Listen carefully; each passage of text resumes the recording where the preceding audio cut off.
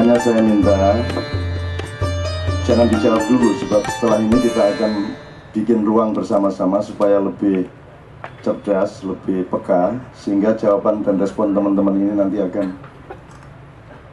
menjadi file yang sungguh-sungguh penting untuk kita semua dan untuk seluruh areal perjuangan yang kita belum tentukan namanya, apakah tetap Indonesia dan Nusantara juga kelihatannya enggak. Dan itu tidak ada masalah karena ya ini kita sebut United Nation of something. Nggak apa-apa, kalau masih ada yang tidak ikhlas, kita tidak boleh memaksakan. Nah, itu berarti sudah keluar air ketuban peradaban baru yang kita belum tahu namanya, tapi sudah malam ini sudah memancar itu air ketubannya. Bayinya belum lahir tapi sudah ada tanda-tanda. Tidak bisa sebuah negara, sebuah masyarakat, sebuah bangsa, atau apalagi berbagai macam bangsa, ada bangsa Sunda, bangsa Jawa, bangsa Madura, dengan bahasa yang berbeda, dengan tulisan yang berbeda, dengan segala macam berbeda, sehingga mereka memiliki parameter yang lengkap untuk disebut bangsa. Tidak bisa diteruskan hanya oleh pemerintahan-pemerintahan yang kacang goreng seperti sekarang. Jadi malam hari ini sudah lahir, ya sudah keluar air ketubannya. Nah, nanti kita eksplorasi bersama-sama. Kemarin di Padang Bulan saya didatangi oleh Prabu Brawijaya kelima. Supaya dia tidak ngerepoti saya suruh maju ke depan dan saya suruh bercerita bagaimana kok Anda datang lagi ke sini gitu. Tak pikir gede besar kok Anda kok kurus, saya bilang gitu. Kalau dia ternyata bukan Brawijaya kelima melainkan Raden Wijaya, jadi dia Brawijaya ke-1. Nah, saking cintanya kita semua kepada seluruh bangsa-bangsa yang melahirkan kita itu, maka ternyata jumlah orang-orang yang mencintai dan mencari solusi atas masalah-masalahnya sangat banyak. Dan malam hari ini ada dari apa jenenge pada Trifalak Tunggal Listrik ya, dan seterusnya. Nah, terus ada teman-teman dari organisasi pemuda, ada Mas Nanang, itu semua saya kira harus kita eksplorasi sampai pagi. Jadi kalau pamit sebelum jam 3 itu tidak usah ngomong lagi udah. Apa sampai jam 3 agak kuat kan ngomong akeh tentang Ronggo Warsito sapi terus itu dilingkas pamit tak tutup ndasmu kan. Terus kadung kok buka kartune ayo dijebolno sing mesisan ya. Jadi ini sudah lahir teman-teman sekalian. Menurut saya sudah ada tanda-tanda kelahiran. Bukan hanya negara baru, bukan hanya satuan atau formula baru, tapi peradaban baru sudah lahir. Karena semua yang dikatakan tadi sudah membuktikan bahwa apa yang selama ini kita anggap baku dan denotatif ternyata semuanya batal. Kita sudah, kata negara sudah batal ya, rumah tangga sama keluarga tidak ngerti bedanya. Kelihatannya bernama presiden tapi fungsinya bukan presiden, tempatnya bukan tempat presiden. Jadi semua batal. Apalagi orang sekarang tidak mengerti batal dan tidak bedanya apa. Itu teman-teman sekalian. Jadi saya kira ini harus kita eksplorasi. Batal dan tidak ngerti itu maksudnya gini. Kalau Anda ngomong hukum dengan pasal-pasal, pencopet sama koruptor pasti berbeda hukumannya. Tapi kalau Anda ngomong konstitusi, itu dia lebih tinggi, dia lebih mendasar, lebih mengakar, bahkan nanti sampai ke tingkat filosofi dan nurani. Itu sudah tidak memerlukan perbedaan antara pencopet dengan koruptor. Jadi ibaratnya sholat ya. Sholat itu imamnya keceret, cowok gitu. Upamane itu kira-kira sholatnya batal semua enggak? Batal. Keceret tuh sampai nang sarungnya gini. Upamanya ya. Tapi di masjid sebelah enggak sampai keceret, cuman kentut sedikit sekali. Ya gitu dong, enggak ada yang dengar. Dia sendiri enggak dengar, apalagi makmumnya, tapi malaikat dengar. Batal enggak? Batal. Kan gitu. Jadi dalam nurani, dalam prinsip keadilan tidak ada bedanya kamu ngutil tak ngerampok. Itu prinsip dasar dari moral, itu yang dari Ronggo Warsito. Saya pernah saya itu pernah ada barang di toko, saya sama Sabrang ketika dia masih 4 tahun atau 5 tahun, saya ambil barang sing wis gak ganggu. Terus kotak apa lho tak jupuk, tak lus-lus ngene iki sambil jalan ngeliat-liat barang yang akan dibeli oleh anak saya, si Noe. Terus Noe bilang, "Ya nggak boleh itu." Dia manggil saya papa. Papa gedang. Nggak boleh loh, Yodi kan sudah nggak ada gunanya. Lo nggak bisa, dia bilang, sama aja. Mau ngambil tokonya apa ngambil barang kecil sama aja nilainya, kata Sabrang begitu. Nah, Mahkamah Konstitusi itu harus bersikap seperti itu. Nah, kalau enggak, jangan bilang Mahkamah Konstitusi. Kalau Mahkamah Konstitusi itu biar jembret, keceret, atau kentut, gitu toh, itu sama. Jadi kalau ada suara tidak sah satu saja berarti batal seluruhnya. Itu loh tempat. Jadi kalau ada Prabowo 0 sebuah daerah, batal. Kalau ada Prabowo 0 dan ada Jokowi 0 juga, lebih batal lagi. Sekarang enggak, karena ada Prabowo 0, Jokowi juga 0 ada, lupa 2 kok. Malah jadi, malah gitu. Ya iki. Tapi enggak apa-apa, wong semuanya sudah salah ya Mas ya. Semua sudah salah. Jadi ini semua sudah batal. Jadi Nusantara ini kita minta maaf ini untuk memancing. Kalau tidak ada judul ini, teman kita dari Bandung tadi pasti tidak akan menggunakan aspirasinya. Ini memancing. Ini sengaja atau tidak sengaja ini memancing seberapa benci orang lain kepada orang Jawa. Dan ternyata lumayan. Terus seberapa cinta orang kepada bangsa kita yang bermacam-macam ini, sampai bahasanya pun dia tidak terima. Kok United Nation itu apa? Nah, kan gitu tadi kan. Lumayan kan, jadi sukses ini KC ini memancing fakta-fakta dari isi hati semua jamaah. Gitu loh. United Nation itu tidak disebut persatuan bangsa-bangsa karena United Nation itu untuk memudahkan idiom bahwa selama ini yang disebut kalau Amerika United States of, tapi kalau PBB kan United Nation, persatuan bangsa-bangsa lagi. Ini ada semacam pendapat bahwa Indonesia itu bukan sebuah bangsa tapi kumpulan dari bangsa-bangsa, kira-kira gitu. Dari Nganjuk ya, sobat Mas Wardi. Su'uban wa qabaila itu tidak berarti suku-suku dan kabilah-kabilah. Itu kan terjemahan Depak. Depak itu juga sudah batal, ngisingin lemen. Jadi itu sebenarnya satuan. Jadi Allah itu menciptakan satuan-satuan. Itu bisa parpol, bisa jenis orang. Iki podo, iki arek nangisan dadi siji. Arek gak isinan dadi siji. Itu kan su'ub juga itu, su'uban juga. Jadi itu ya antropologi bisa, sosiologi bisa, psikologi bisa, macam-macam. Jadi itu tidak terbatas. Jadi itu bukan suku-suku, karena kata suku itu juga relatif. Dia hanya sebuah kelahiran dari ilmu dan kebudayaan. Dia tidak baku sebenarnya secara kemanusiaan. Itu istilah yang sama dengan oh ini kertas gitu, sama-sama kita sepakati. Nah upama biyen oh iki asbak, ya kene nyebut asbak. Jadi itu sebuah kesepakatan aja. Jadi teman-teman sekalian, saya kira teman-teman akan merespon ini nanti secara khusyuk. Dan ini sudah lahir. Saya kira kok lebih serius ini 10 kali lipat dibanding Sumpah Pemuda. Betul enggak? Jadi apa yang Anda kemukakan itu 90% yang saya dengar benar semua.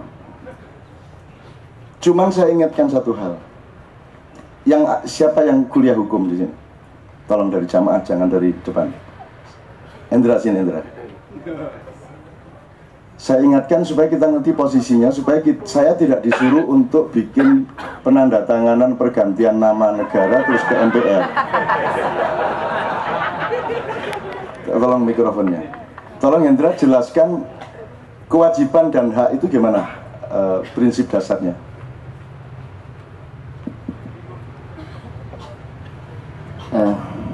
Terima kasih Cak. Assalamualaikum warahmatullahi wabarakatuh. Pada dasarnya kewajiban dan hak adalah hak itu merupakan bawaan yang dibawa oleh masing-masing pihak orang, seperti itu. Lalu kemudian kewajiban merupakan tanggung jawab orang terhadap pelaksanaan haknya. Gini aja, saya agak ingin lebih masuk, lebih ke bawah. Pada posisi apa seseorang punya hak?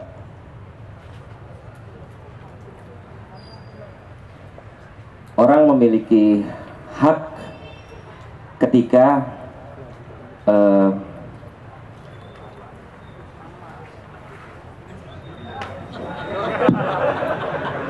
saya ingin ilmu yang af'al ya. Af'al itu artinya yang Anda alami sehari-hari. Misalnya begini, Anda sama istri saya, sama istri Anda, Anda sama istri Anda tidur, terus hamil, ya. Tapi kan Anda bukan yang bikin hamil, gitu ya. Kemudian janin nempel, alat gitu nempel, kemudian membesar, bayi lahir. Nah maka karena Anda ikut bekerja dalam proses terjadinya bayi, berarti Anda punya hak atas bayi itu. Persentase hak Anda atas bayi itu adalah tergantung kepada tingkat kerjaan Anda seberapa. Jadi sahammu sak piro. Kono nginang-ngene tok njaluk hak gede. Nah, siapakah yang menyemaikan padi? Siapakah yang memuaikan janin menjadi bayi? Ibunya kah, bapaknya kah? Oke. Kalau Anda hitung haknya Allah atas bayi yang lahir dengan dibanding haknya ibu dan bapaknya, berapa persen kali berapa persen? Itu maksud saya, Hendra. Loh, kita akan aku menengah.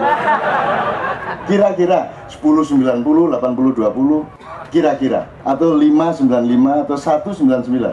Tapi jelas ngerti maksudnya hak. Oke. Nah si anak, karena dia produk dari pekerjaan pihak lain, yaitu Tuhan, malaikat, bapak, ibu, dan seterusnya, maka dia punya kewajiban atas orang yang berjasa atas bayi itu, betul enggak? Nah, sama dengan Tuhan berhak nyuruh Anda sholat karena dia yang bikin Anda. Dia yang bikin tanganmu disuruh gini ya, dia berhak. Ibarat Anda harus bayar pajak ke dia. Jadi haknya seseorang adalah kewajiban orang yang lain. Jadi keterkaitan saham sebenarnya. Nah, sampai sini ada respon nggak? Anda sebagai pengacara, bener nggak itu tadi? Kalau dalam perusahaan, siapa yang berhak bikin policy? Yang berhak bikin policy adalah manajemen, dalam hal ini diwakili oleh BOD. Dalam Oleh? perusahaan BOD. Apa itu? Direktur, Board of Director. Board of Director. Loh, kalau ownernya? Ownernya menyerahkan kuasanya kepada Tapi pada hakikatnya yang punya hak, yang punya hak, yang owner, pemilik. Nah, bahwa dia mendelegasikan haknya kepada sebuah kelompok, itu lain masalah. Sama dengan Allah punya hak penuh, tapi dia mengkhalifahkan haknya kepada manusia. Ini prinsip hak dan kewajiban. Oke ya, ini nggak perlu lebih panjang lagi, jelas ya. Sekarang saya tanya, saya punya kewajiban apa sama Anda?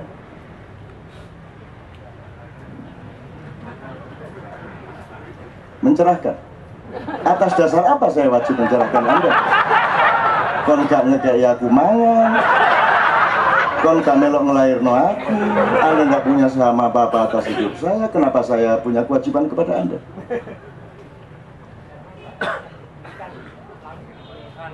Karena saya yang diberi atas bukti yang mana bahwa saya yang diberi hidayah terus lainnya tidak. Lu keyakinan tidak bisa melahirkan hak dan kewajiban, hanya harus fakta. Sekarang saya tanya lagi, kewajiban saya kepada Anda apa?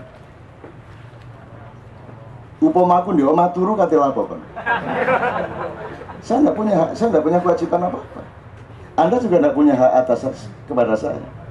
Saya pun tidak punya hak atas Anda, dan Anda juga tidak punya hak atas saya. Kan gitu posisi kita, jelas. Jadi kalau kita sekarang bertemu dan bekerja bersama-sama, merumuskan banyak hal, mencita-citakan masa depan, apa yang terjadi sebenarnya? Itu hak kewajiban ataukah itu sodakoh? Anda bersodakoh dengan datang, saya bersodakoh dengan datang. Anda bersodakoh mendengarkan, saya bersodakoh berbicara. Sebaliknya saya juga bersedekah mendengarkan, Anda bersedekah berbicara. Tapi ingat ya, ini sedekah. Jadi saya sama Anda tidak punya kewajiban apa-apa. Anda sama saya tidak punya kewajiban apa-apa.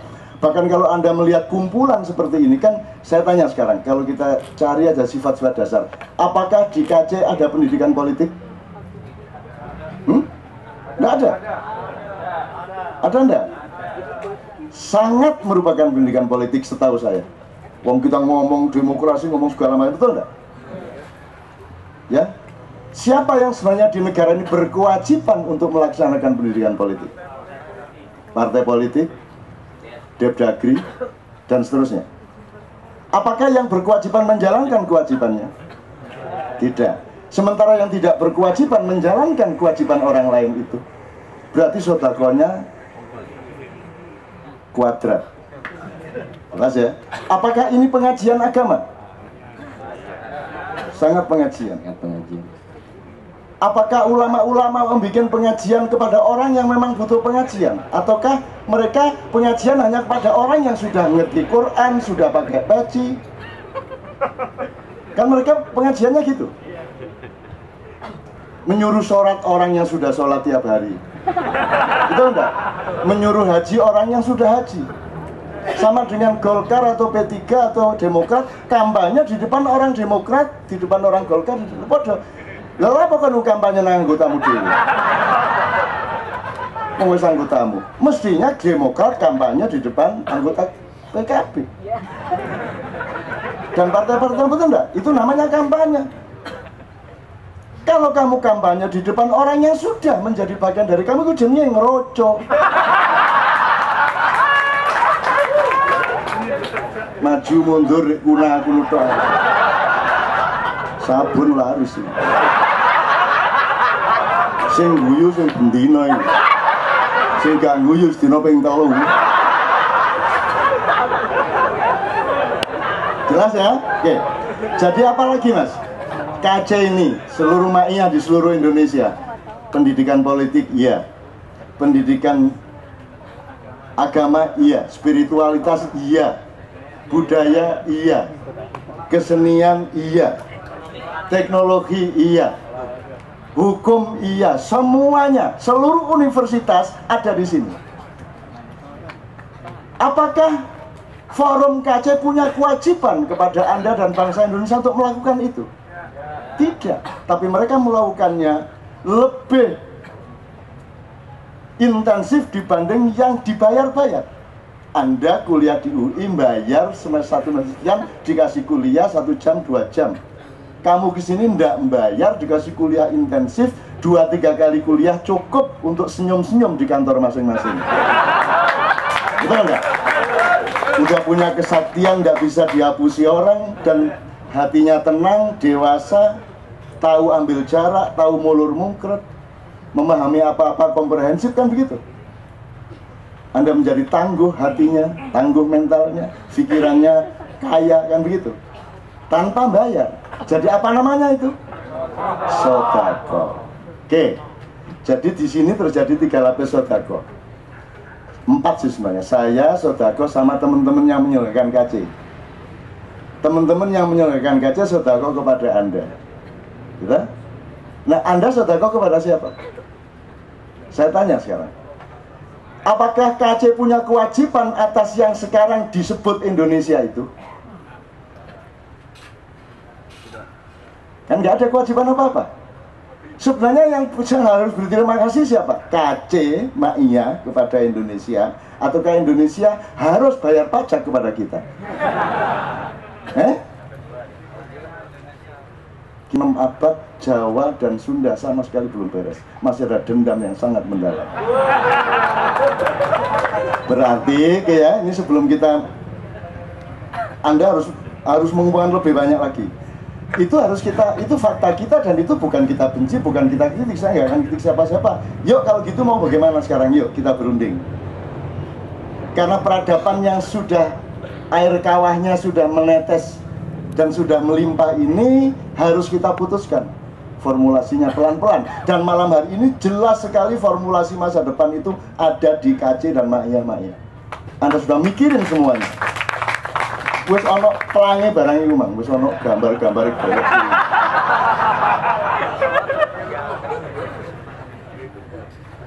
Dan memang harus dari daerah Nganjuk karena hutan-hutan angker itu ada di sebelah selatan. Jadi kuliah ya iki anggit nuwun gak ngerti universitas ngedul titik. Kuliah itu dia melihat perpustakaan digital di dalam hutan. Jadi nek wis mlebu alas ngene nisore wit set terus melek ketok sret. Digital. Sehingga saya sendiri pengen menanyakan banyak karena kita sudah membicarakan itu cukup lama, tapi dia meresmikannya dan memformulasikan secara lebih jelas. Tepuk tangan untuk dia.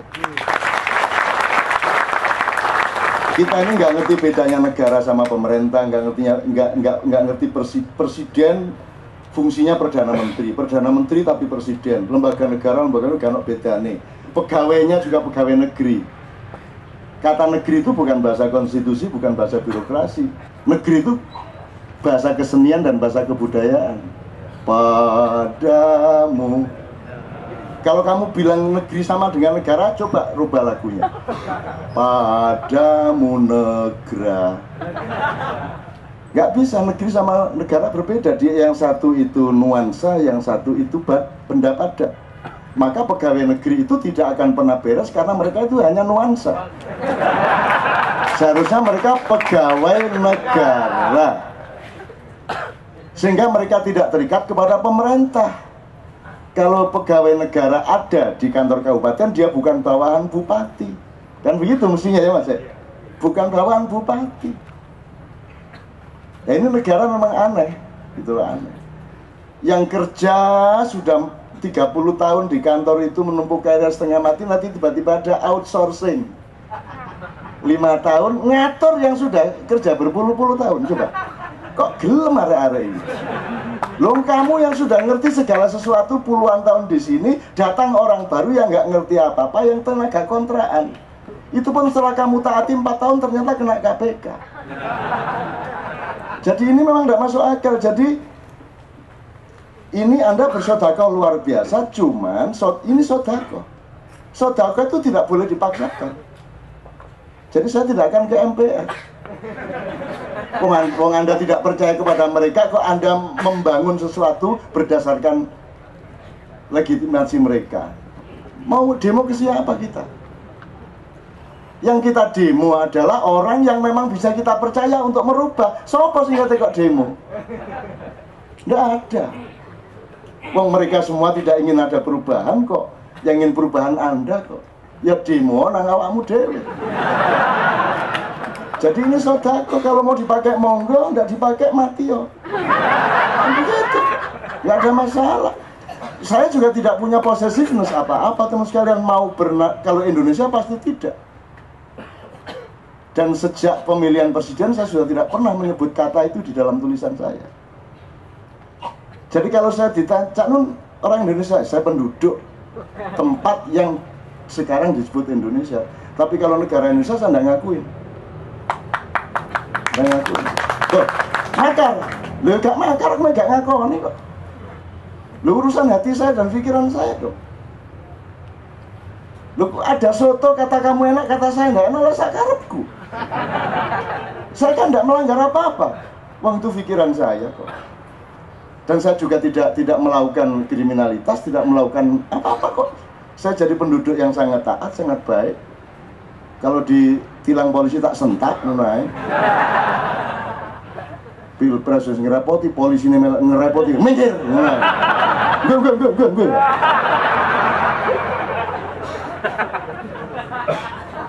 Jadi teman-teman sekalian, saya senang sekali ini. Ya ini fakta kita, fakta kita. Tapi harap ingat. Kalau kemarin di Bang Wetan, Pak Dr. Ananto mengatakan hidup itu kan ada input, jadi kalau sistem sosial kan ada input, sistem, output yang gitu. Nanti ada outcome juga. Nah, manusia itu hanya punya hak dan kemampuan di wilayah input dan proses sistem. Tapi nanti outputnya dan outcome-nya itu betul-betul di luar kekuasaan manusia. Makanya seorang ibu selalu harap-harap cemas kalau anaknya mau lahir di sini papat kalimo. Karena dia tidak punya kemampuan untuk menentukan jari-jarinya 5. Dia bisanya iya mas terus mulut tak bisa. Kok wes mas? Aku juga alhamdulillah sampai nusalah dolin iki apa iki? Jadi nanti suami-suami kalau sampai rumah bilang sama istri, "Dek, tak walau dolin dulu deh." Lumayan ini dapat diem banyak ini. Jadi ya. Jadi saya tidak percaya bahwa forum ini yang dahsyat ini, yang Allah memberi hidayah, yang softwarenya berpendar-pendar dari langit ini tidak beranak masa depan yang bercahaya bagi seluruh republik yang namanya belum ada ini.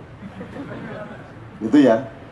Wong Sumpah Pemuda cuma ketemu begitu aja melahirkan kok. Apalagi ini. Ngopo sono drape pisan.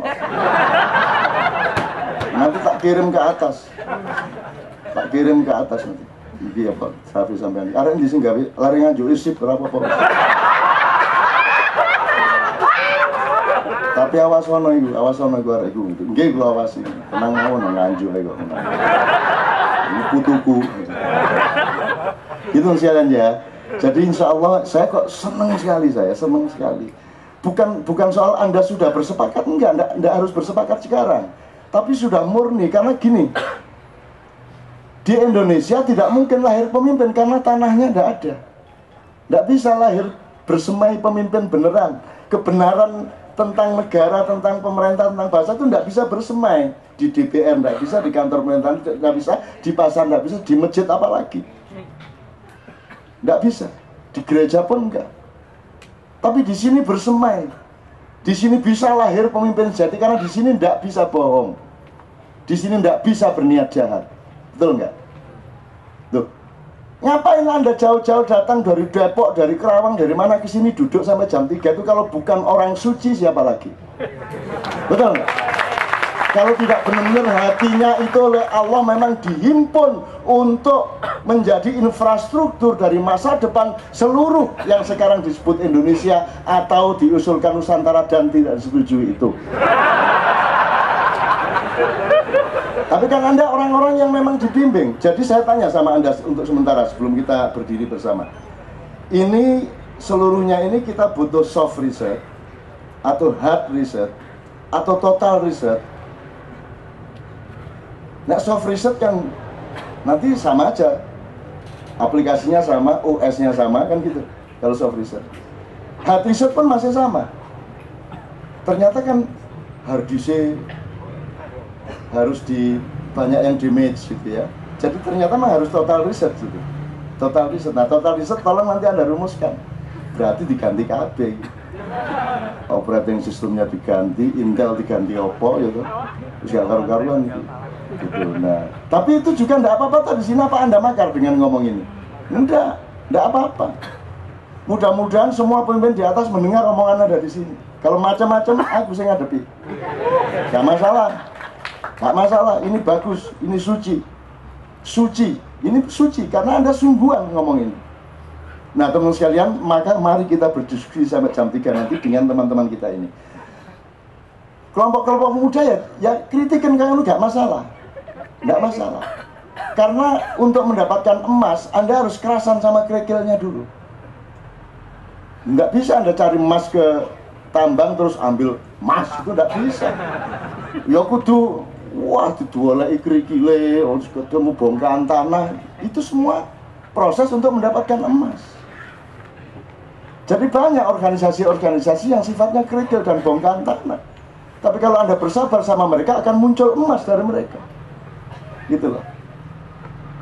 Yang Anda kritik tadi kan, wah biyen zaman jadi tokoh mahasiswa gini, saiki akhirnya ya penindas. Loh itulah sing penindas. Yang tidak penindas banyak dan mereka tidak ikut kekuasaan. Jangan lupa itu. Ada yang bertani, ada yang dulu menjadi penulis sangat bagus, sangat populer di salah satu majalah utama di Indonesia selama puluhan tahun. Akhirnya karena putus asa sama seluruh keadaan, akhirnya DE kuliner maknyus dah.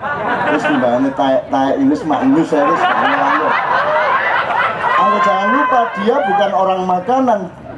Orang itu dulu kolumnis nomor 1 Tempo zaman tahun 70-an 80-an, dan dia pinter, dia ngerti macam-macam, tapi didelok wancane brongkalan kabeh. Ya wis tak kei badokan ae saiki kan gitu. Tolong dipelajari itu. Jadi jangan dipikir beliau itu nggak ngerti apa-apa, ngertinya makanan. Gitu loh. Jadi itu banyak orang yang tidak Anda ketahui, dan tidak mungkin pemimpin sejati masuk televisi yang bener aja. Nggak mungkin kebenaran seperti ini terus diwawancarai oleh Najwa, itu nggak mungkin. Nggak mungkin lah. Meskipun setelah saya ngomong gini terus mereka ingin membantah dengan mengundang dia juga bisa. Supaya ternyata Cak Nun salah kok, buktinya Najwa gitu kan. Tapi kalau normal ya nggak mungkin. Opo Kick Andy terus memanggil ini, gimana Ronggo Warsito wajahnya? Jadi kebenaran tidak laku di tanah yang luas mainstream ini, tidak laku. Kebenaran, kebaikan, kesucian, keindahan tidak laku. Tidak ada yang indah, semua diindah-indahkan tapi tidak ada yang indah. Nah, pemalsuan yang terjadi, pemalsuan itu bahasa modernnya pencitraan. Tapi pemalsuan toh, dari A menjadi A plus, susu dari B, susu dari C, kan begitu. Nah di sini tidak ada pencitraan. Pencitraan opo? Opo nih? Endi? Woi gini yang mek pironya woi gini. Tidak ada pencitraan sama sekali. Di Padang Bulan di Jombang lebih parah lagi. Tidak ada apa-apanya, pengajian orang lumpuk ngunutok. Tidak ada hiasan sedikit pun. Dan kita ke sini tidak berhias-hias, kita di sini justru kita membuka jiwa kita selebar-lebarnya, setulus-tulusnya. Dan saya tidak yakin, saya tidak percaya kalau ketulusan dan kesucian Anda itu tidak dilahirkan oleh Tuhan menjadi kejayaan masa depan bangsamu. Amin ya rabbal alamin. Untuk itu teman-teman sekalian, saya mohon 5 menit sampai 10 menit berdiri semuanya. Bismillahirrahmanirrahim.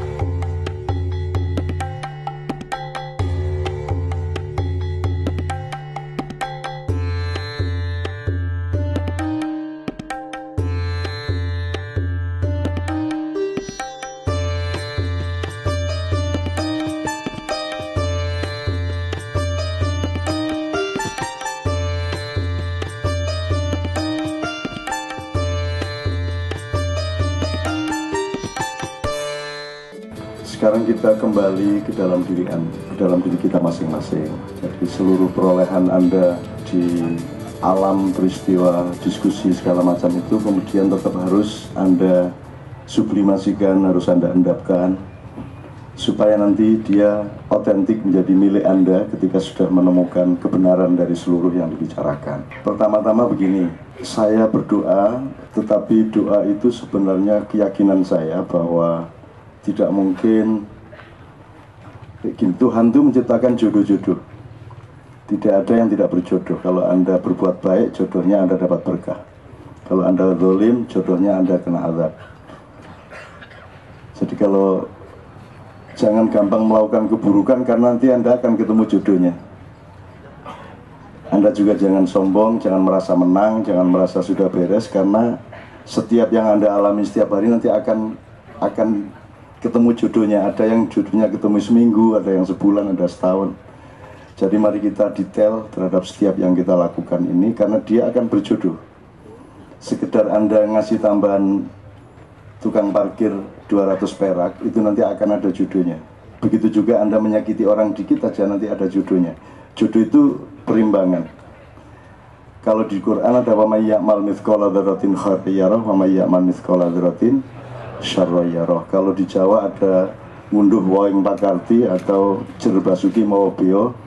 Saya yakin di setiap bangsa ada. Bangsa Madura punya, bangsa Sunda punya, bangsa Minang punya, bangsa Aceh punya. Saya tidak tahu bahasa-bahasa yang lain, tapi pasti. Jadi malam ini, kalau dalam bahasa Jawa tadi kan jerbasuki mawabio. Sebenarnya peristiwanya terbalik. Mawabio jerbasuki. Anda sekarang ini sudah membayar kepada Allah, kepada masa depan, dan kepada anak cucu kita.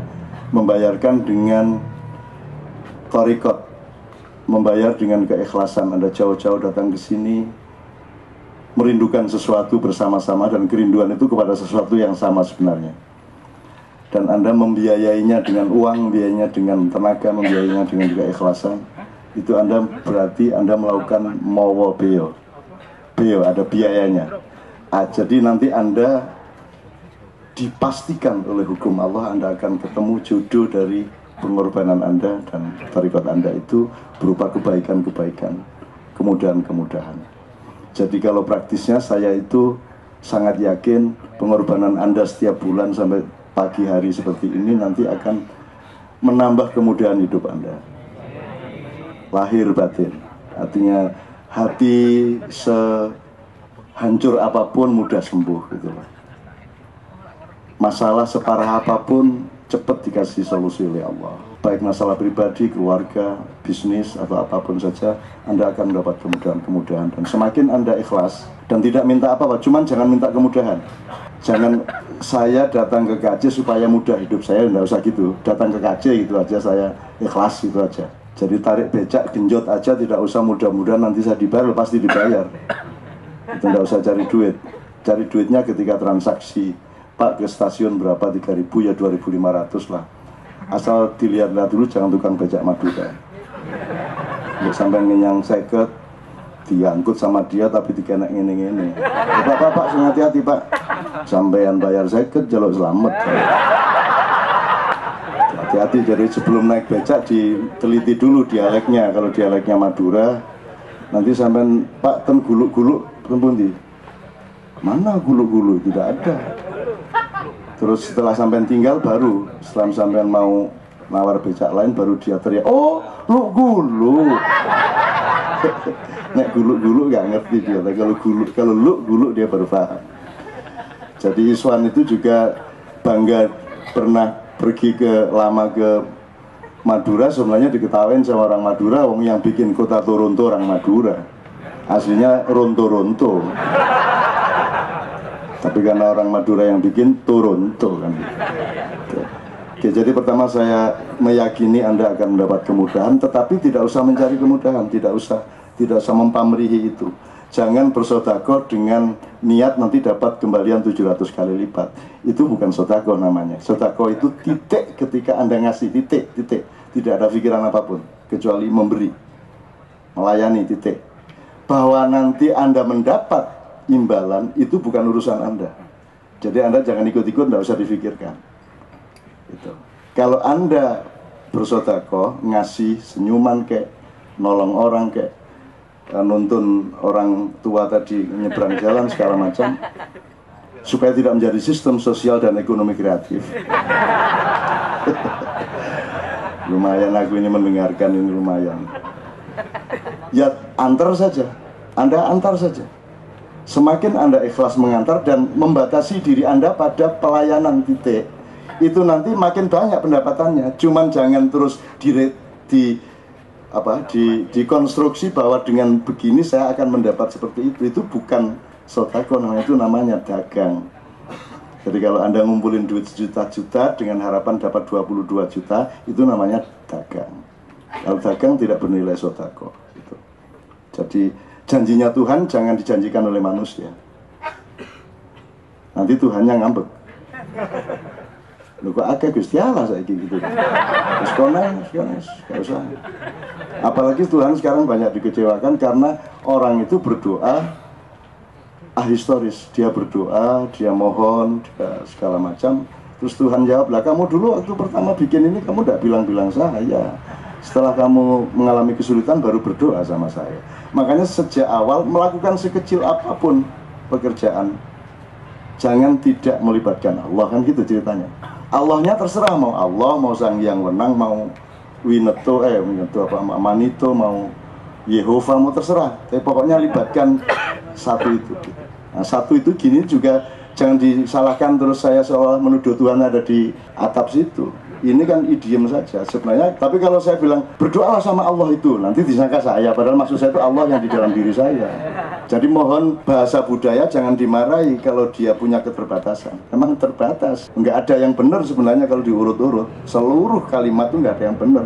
Wong itu cuma kesepakatan loh kan gitu. Wong anak saya aja kelas 3 SD nyeret saya mau omong tapi jangan kedengaran siapa-siapa. Mau boy, sini toh, aku diseret ke pojok. Ayah itu kalau Mak Iyahan kan aku sering denger langsung di Mayan atau di YouTube saya baca, saya dengerin. Ayah itu kan suka ngomongin Indonesia gini, sinis kan gitu. Anak saya itu marah sama saya. Lu ya ndak ya kan ayah kan ngomong apa adanya kan gitu. Loh, tapi ayah kan selalu ngomongin Indonesia. Lah ya kan apa adanya. Loh, nggak usah apa adanya. Memang Indonesia itu tai, dia bilang. Loh, kok Indonesia tai? Anak saya kelas 3 panik aku loh, kok cahaya cilik masih bisa ngomong Indonesia tai. Loh, memang tai mau bagaimana? Dia bilang, memang tai Indonesia itu. Sito gue cuma macam-macam gue isi SD kelas 3 ya. Loh, memang tai, dia bilang. Loh, coba aja agak mikir sedikit, dia bilang. Ini wallah ini mas, ini fatwa terakhir anak saya. Sebelumnya itu udah bilang ya, tak kasih tahu ya, sekolah yang baik itu yang memilih siswa-siswa yang tidak pintar. Itu sekolah yang baik. Wah, kok gitu? Loh, gunanya sekolah itu mendidik anak yang tidak pintar menjadi pintar. Loh, itu benar-benar dia ngomong gitu. Kalau sekolahan ngambil anak-anak pintar, itu namanya bukan sekolahan. Itu dia cari laba dari anak-anak pintar. Nanti karena dia mikirnya itu cari laba, akhirnya anak pintar itu menjadi bodoh di sekolah itu. Itu kan gawat ini, anak kelas 3 SD menyimpulkan begitu, bangun tidur gitu loh. Tak kasih tahu ya gitu. Oh ya, kok tak dengerin terus. Fatwanya kita catat sudah beratus-ratus. Anak yang tai gini sih, kok tai bagaimana? Loh, coba ayah dengerin baik-baik. Indonesia kan kita sebut tanah air Indonesia. Singkatannya mata aku. Ya wes. Nah, terus dia lega, terus dia tinggalkan saya.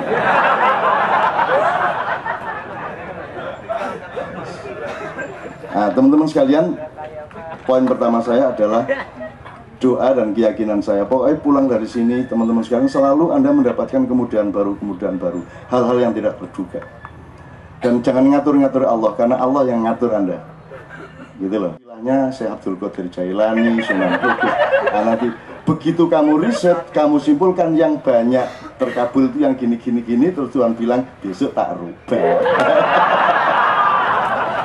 Enakmu dewe. Terserah saya mau wasilah ndak wasilah, mau ngabulkan ndak ngabulkan, itu hak 100% saya, kata Tuhan. Wong saya yang bikin. Gitu loh. Jangankan mengabulkan, tak habisin ini seluruh bumi dan alam semesta, hak saya. Jadi sama Tuhan tuh nggak usah ngatur-ngatur, pokoknya terserah ada. Cuma ya ojo kebangetan, paling gitu ngomong gitu tuh. Mosok tak dikabulkan, paling gitu aja ya. Tapi nggak usah ngaran-ngarani gitu loh. Nggak usah meregulasi, menentukan waktunya 2 hari belum terkabul marah. Itu. Mana katanya Rahman Rahim sampean? Medurang itu marah. Nah orang Pekalongan ngancam. Nah orang dikabulke aku mabuk loh. Terus angel ini manusia. Akhirnya Gusti Allah kadang-kadang panik. Ya tak boleh. Oke teman sekalian, mudah-mudahan kesegaran ini juga membuka pori-pori pikiran Anda. Adrenalin Anda tumbuh, energi Anda berkembang. Yang selama ini energi Anda itu dibunuh oleh kerating, deng, oleh suplemen, dan segala macam, sekarang muncul kembali energi hidup Anda. Saya ini nyuwun sewu teman sekalian, saya tadi baru ingat, saya ini sudah 42 tahun forum kayak gini. Saya mulai tahun 72. Dan saya ingat yang pertama itu di kampung di Jogja, di belakang Jalan Mangkubumi itu ada di pinggir sungai itu namanya Kampung Jogoyudan. Di situ saya pertama ketemu rakyat itu. Dan itu saya lakukan terus menerus sampai jumlahnya kalau saya sendiri sudah puluhan ribu, kalau sama Kiai Ngajeng 3.800 berapa gitu. Dan yang saya syukuri bukan rekornya, yang saya syukuri adalah saya tidak pernah menagih apa-apa. Alhamdulillah. Saya tidak pernah berharap apa-apa, saya tidak pernah menuntut apa-apa. Saya tidak pernah terus mencita-citakan karena saya belusuan, terus saya akan menjadi ini. Enggak, saya enggak minta. Saya tidak minta apa-apa ke yang disebut Indonesia ini, kepada masyarakat tidak minta. Saya tidak pernah transaksi. Saya tidak pernah. Pokoknya saya nikmati. Karena saya tahu hidup itu adalah, kalau saya sama tempe, maka yang paling enak tempe gitu saya. Yang bikin tempe tidak enak adalah makan tempe bayang sop buntut. Goblokmu dewe. Wis tempene gak enak sop buntute gak oleh. Benar nggak Mas? Nah orang tuh gitu, dapat duit cuman 100.000, dia merasa kurang puas karena pikirannya 1 juta. Loh kalau 100.000 ya 100.000, itu yang nikmat. Detik itu gitu loh, bahwa nanti kamu punya cita-cita, enggak apa-apa, cita-cita ditunda. Pas makan tempe itu jangan bercita-cita. Makan tempe itu menghayati tempe, menikmati tempe. Makanya para mubalik, orang-orang yang menasihati masyarakat, jangan ngajak berbuat baik. Ini supaya dipotong di YouTube terus nanti saya dimarahi. MH.2, jangan mengajak orang berbuat baik, titik. Udah tak biarin aja biar di YouTube kan. Maksud saya, pengajian itu bikin workshop, pengalaman, memasukkan orang ke dalam cerita-cerita, kisah-kisah yang menggambarkan betapa nikmatnya berbuat baik. Kalau Anda nyuruh berbuat baik toh, ya ndak enak berbuat baik. Sing enak aku nyolong, nuroni bojone wong. Jadi orang dididik untuk puzzling antara kebaikan dengan kenikmatan. Selama ini kan orang nggak punya duit tidak nikmat, punya duit nikmat. Itu puzzle-puzzle yang tidak bermutu. Bahkan penderitaan pun Anda menemukan nikmatnya, dan Anda potensial untuk menemukan nikmatnya penderitaan. Lihat anak-anak yang ditinggal pacarnya, dipelihara patah hatinya itu, didengerin di kamar lagu kenangannya, gitu. Terus barang yang masih kebawa oleh dia dilus-lus, dinikmati gitu. Karena orang punya potensi untuk menikmati penderitaan, dan penderitaan itu tidak negatif. Penderitaan itu Anda perlukan. Tidak ada bayi lahir tanpa penderitaan ibunya. Dan jangan sebut penderitaan itu penderitaan. Penderitaan itu kenikmatan yang menyamar. Oh, piye wis. Kenapa ngeden iki mesti nyamar iki.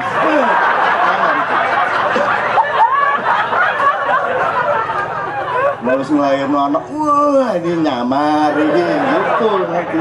Kalau Anda punya pikiran begitu, sakit menjadi sekunder. Benar nggak? Sudah Anda lihat. Jadi semua itu tergantung takdir yang kamu set up dari pikiranmu sendiri, karena Anda punya hak mentakdirkan dirimu sekian persen. Selebihnya Allah punya, tapi Anda dipinjamin sedikit. Wis nek gak percaya, gini ya, aku zaman cilik ku ngene iki. Ambune ya apa, Mas? Ya? Tapi saya waktu SD kelas 5, karena saya sudah pergi dari rumah, saya mulai masuk kuburan, mulai tidur di sungai, mulai ndak itu. Jadi gelandangan di gerbong-gerbong yang udah nggak kepake. Saya akhirnya nganggur gitu kan, ngene dulu kan. Manggutai. Kesadaran pertama adalah oh alah menungso iki diwolak-walik jane ya mek taek kan gitu kan. Tapi lama-lama saya punya pikiran di atasnya. Bisa nggak saya bikin tidak berbau busuk? Ternyata bisa. Setelah sekian kali tidak busuk. Nah, nggak busuk dia. Sekian kali wangi. Wangi, Mas. Nah, sekarang tolong pahami peristiwa dalam kehidupan. Itu wangi tidak dianya itu berbau wangi, tapi hidung saya, jiwa saya, pikiran saya mampu menciptakan sebuah pertemuan meskipun dengan kebusukan dia terasa wangi. Jadi itu kemampuan psikologimu, kemampuan mentalmu. Kalau kamu menderita, gitu terus ya, kamu akan akrab sama penderitaan. Gitu loh, Dimas ya. Jadi saya kembalikan, saya 42 tahun seperti ini dan saya tidak pernah meminta apa-apa. Dan memang saya tidak mendapatkan apa-apa. Kalau yang disebut mendapatkan itu, nanti saya jadi tokoh masyarakat, saya jadi kiai, saya jadi calon presiden, saya jadi populer, semua tidak saya dapatkan. Dan alhamdulillah, karena saya memang tidak pernah berdoa seperti itu, saya tidak mendapatkan apa-apa. Tapi tidak mendapatkan itu lebih membuat saya bangga daripada saya mendapatkannya. Loh, kalau saya puasa dapat hari raya apa anehnya? Tapi kalau puasaku aku pelihara sepanjang hidupku dan aku serahkan, tolong hari raya simpan dulu ya Allah. Awas dulu kalau kasih, simpan dulu. Aku masih kuat berpuasa sampai berapa ratus tahun pun aku masih kuat berpuasa. Ujilah aku, ngono aku. Itu. Akhirnya garioyo temen aja. Loh, apa gunanya bercita-cita terus tercapai terus bangga? Loh, enggak. Saya tuh tidak pernah mencapai apa-apa melalui cita-cita. Saya itu menikmati kalau saya tidak pengen apa-apa, Tuhan menengkei, gitu loh. Enggak berusaha, enggak bekerja. Saya enggak pernah ingin mendapatkan itu. Cuman saya melakukan hidup ini sungguh-sungguh, tulus, dan saya bertahan sampai sekarang seperti ini. Dan saya tidak berubah. Budayanya enggak berubah, cuci baju enggak berubah. Nek bengi jam 2 utak ndadar nyeplok, enggak berubah sampai hari ini. Saya tetap, meskipun saya punya duit lebih banyak, konsumsi saya tetap seperti itu. Budaya saya tidak meningkat. Baju saya ya gini dari dulu. Itu pendapatan. Kalau saya terus bisa beli baju baru yang lebih mahal terus, itu nggak membanggakan ya, wajar dong duitnya oke. Tapi kalau duit lebih banyak, tetap dengan baju yang ditisik sendiri seperti Rasulullah, alangkah hebatnya. Kan begitu. Rasulullah kalau mau baju berapa? Tapi dia bajunya cuma 3. 1 dicuci, 1 dipakai, 1 di lemari. Itu pun kalau ada lemari. Jadi ya gak di lemari, jangan semuanya gurung lemari. Belum ada pengusaha mebel dari Solo.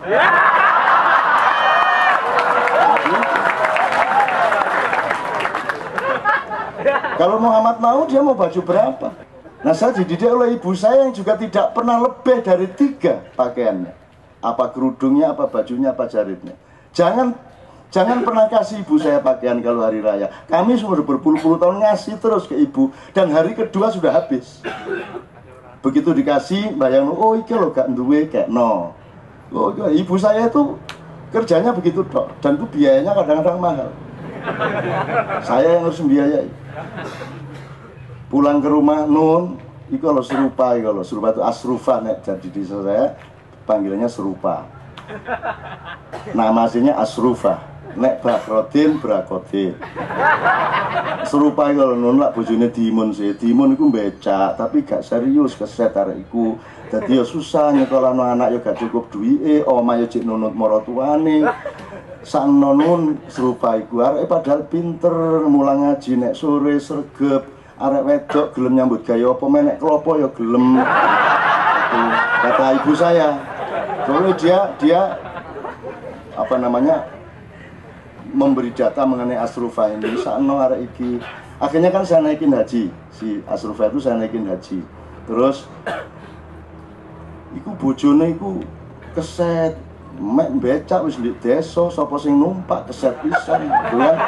Terus endingnya gini, kayak nomah pokoknya cilik-cilik. Nah, saya bikinin rumah. Mau tidak mau lah disuruh ibu saya. Kalau disuruh ibu saya itu apa saja, mau disuruh ndelosor saya ndelosor, suruh jilat silit itu tak jilat silit. Karena itu pekerjaan yang paling mulia. Makanya kalau Anda kuliah cepat selesai demi ibumu. Wis cukup itu alasannya, gak usah cai pinter, cai jadi intelektual, cai gak usah. Wis pokoknya selesaikan skripsimu secepatnya supaya ibumu seneng. Sudah. Itu lebih kuat itu motivasinya. Gitu. Itu gak cukup. Temenan itu. Dan motivasi dari dulu gitu. Saya tidak pernah tidak keluar dari sekolah yang saya masuki. Coba piye. Kecuali SMA saya sudah keluar masuk lagi. Karena kakak saya jadi SD nguyui guru. Nah saya dihukum disuruh berdiri di atas bangku. Ngukum itu mbok mikir. Karena ada environment of punishment kan gitu. Nah ini saya kuliah hukum dulu. Kuliah hukum kan cukup baca beberapa hari selesai. Kalau memang saya disuruh berdiri sepanjang pelajaran, saya berdiri di atas. Dia tidak perhitungkan bahwa anak itu bisa pingin kencing, bisa pingin beol. Kan mestinya dia sediakan jumto sekian. Kalau berdiri kemudian pingin kencing maka diperkenankan ke kamar mandi, kan gitu mestinya. Ini enggak, berdiri gitu dok. Terus aku kudu ngoyo. Ya tak uyu sampai.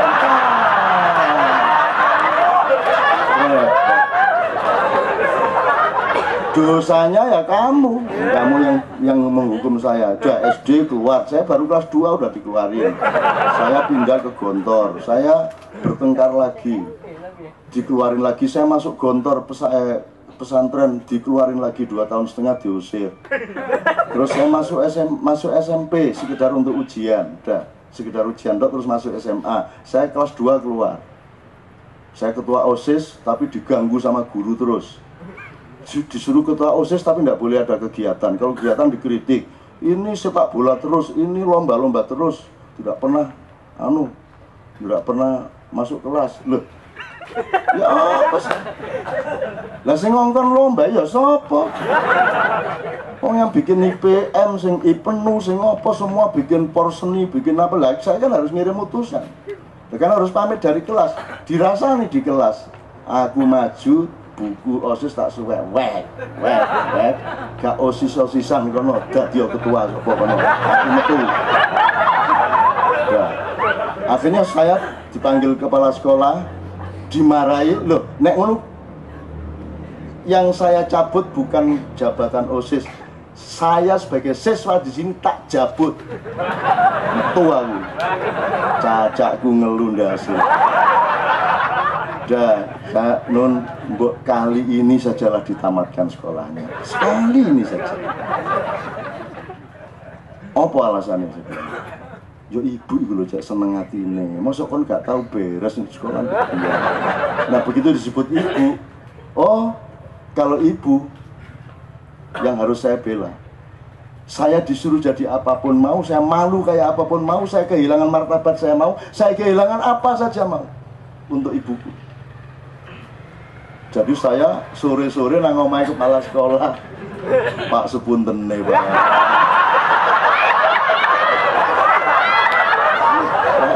Itu Mas. Nah, jadi saya kembalikan ke cerita saya 42 tahun itu, bukan cerita tentang saya, tapi Anda itu yang total kepada segala sesuatu itu.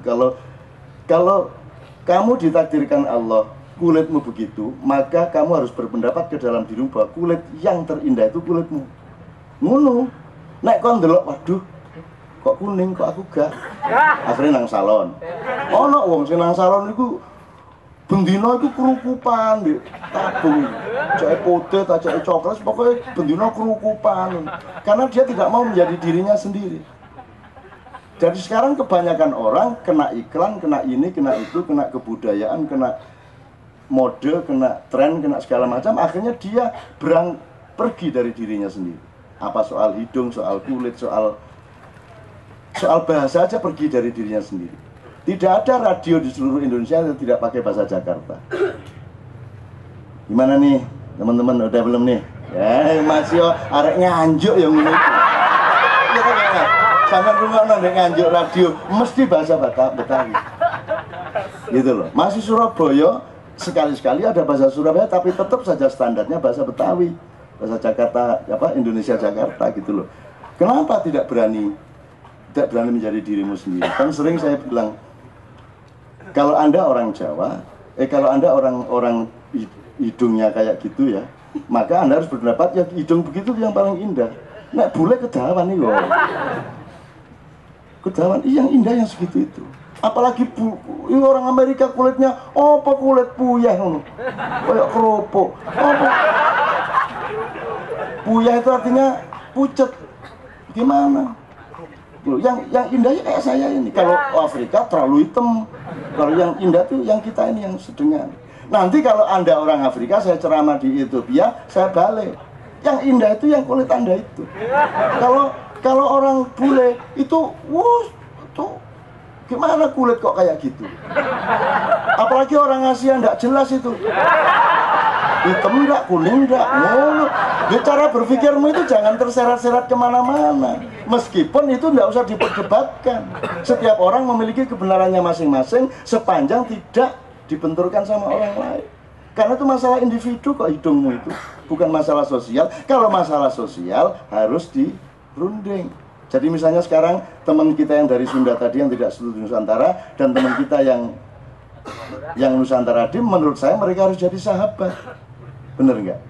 Harus kenalan, sering ketemu, merundingkan. Oke, Nusantara enggak masalah, yuk kita bikin nama yang baru. Untuk apa orang Jawa sama orang Sunda terus-menerus dendam satu sama lain seperti itu? Nah, Anda harus merintis, jadilah sahabat dan rundingkan nama yang baru untuk masa depan kita. Dan memikirkan ya. Pada saat yang sama, Anda tidak usah, yang Jawa tidak usah mensunda-sundakan diri, yang Sunda tidak usah menjawa-jawakan diri. Anda orang Jawa harus jadi orang Jawa, kalau Sunda harus jadi orang Sunda. Itu takdir Allah, kata Mas Iswan tadi. Allah yang punya. Kalau Anda kucing, jangan menganjing-anjingkan diri, anjing jangan mengayam-ayamkan diri. Apalagi ilmunya orang sekarang itu terbatas pada satu langkah ke depan, itu pun langkah pendek. Wah, ini ada indikator bahwa ayam itu kakinya 2. Benar? Begitu ono Iwan liwat, oh ayam ini sikil loro soalnya. Begitu gampang menyimpulkan hanya karena indikasi 2 kaki itu, seseorang disimpulkan sebagai ayam hanya karena pengetahuan dia ayam itu berkaki 2. Jadi orang sekarang ini Masya Allah, makanya di Ma'iyah ini, di kantor ini menurut saya, Anda benar-benar menjadi manusia baru. Kita tidak ingin merubah Indonesia, tidak ingin merubah Nusantara, tidak ingin merubah apa-apa. Perubahan itu nanti kan output sama outcome, itu urusan Allah. Tapi Anda menjadi manusia baru yang tidak seperti manusia yang ada selama ini. Begitu Anda menjadi manusia baru, pasti produkmu berbeda, pasti perjuanganmu berbeda. Tidak usah kamu sengaja, pasti tetap akan merubah Anda. Anda tetap menjadi pejuang, mau tidak mau. Tidak usah diniatin pun Anda tetap jadi pejuang. Ada loh sesuatu yang tidak bisa diniati. Jangan marah ya, kelamin misalnya. Gak iso diniati. Tak mungkrut, gak iso. Gak iso. Ya apa kok? Jadi dia membutuhkan mekanisme yang berbeda, dia membutuhkan perangkat-perangkat yang berbeda. Ada seorang istri membawa suaminya karena suaminya nggak pernah bisa ereksi dengan dia. Yang mbak-mbak itu, yang mijitin urat segala macam. Begitu diolah sama mbaknya itu, bisa set. Wah seneng bojone, mulai gak iso meneh. Dibawa lagi langsung ini.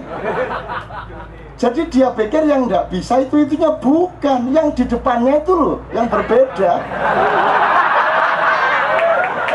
Hanya karo Mbak Ika karo ya mesti langsung, hanya karo raimu ini. Kan kami tiap hari cemberut aja ya toh, wajahmu nggak pernah enak, kamu tidak pernah menunjukkan kasih sayang yang dibutuhkan suami. Ya apa bojomu kate lingongo.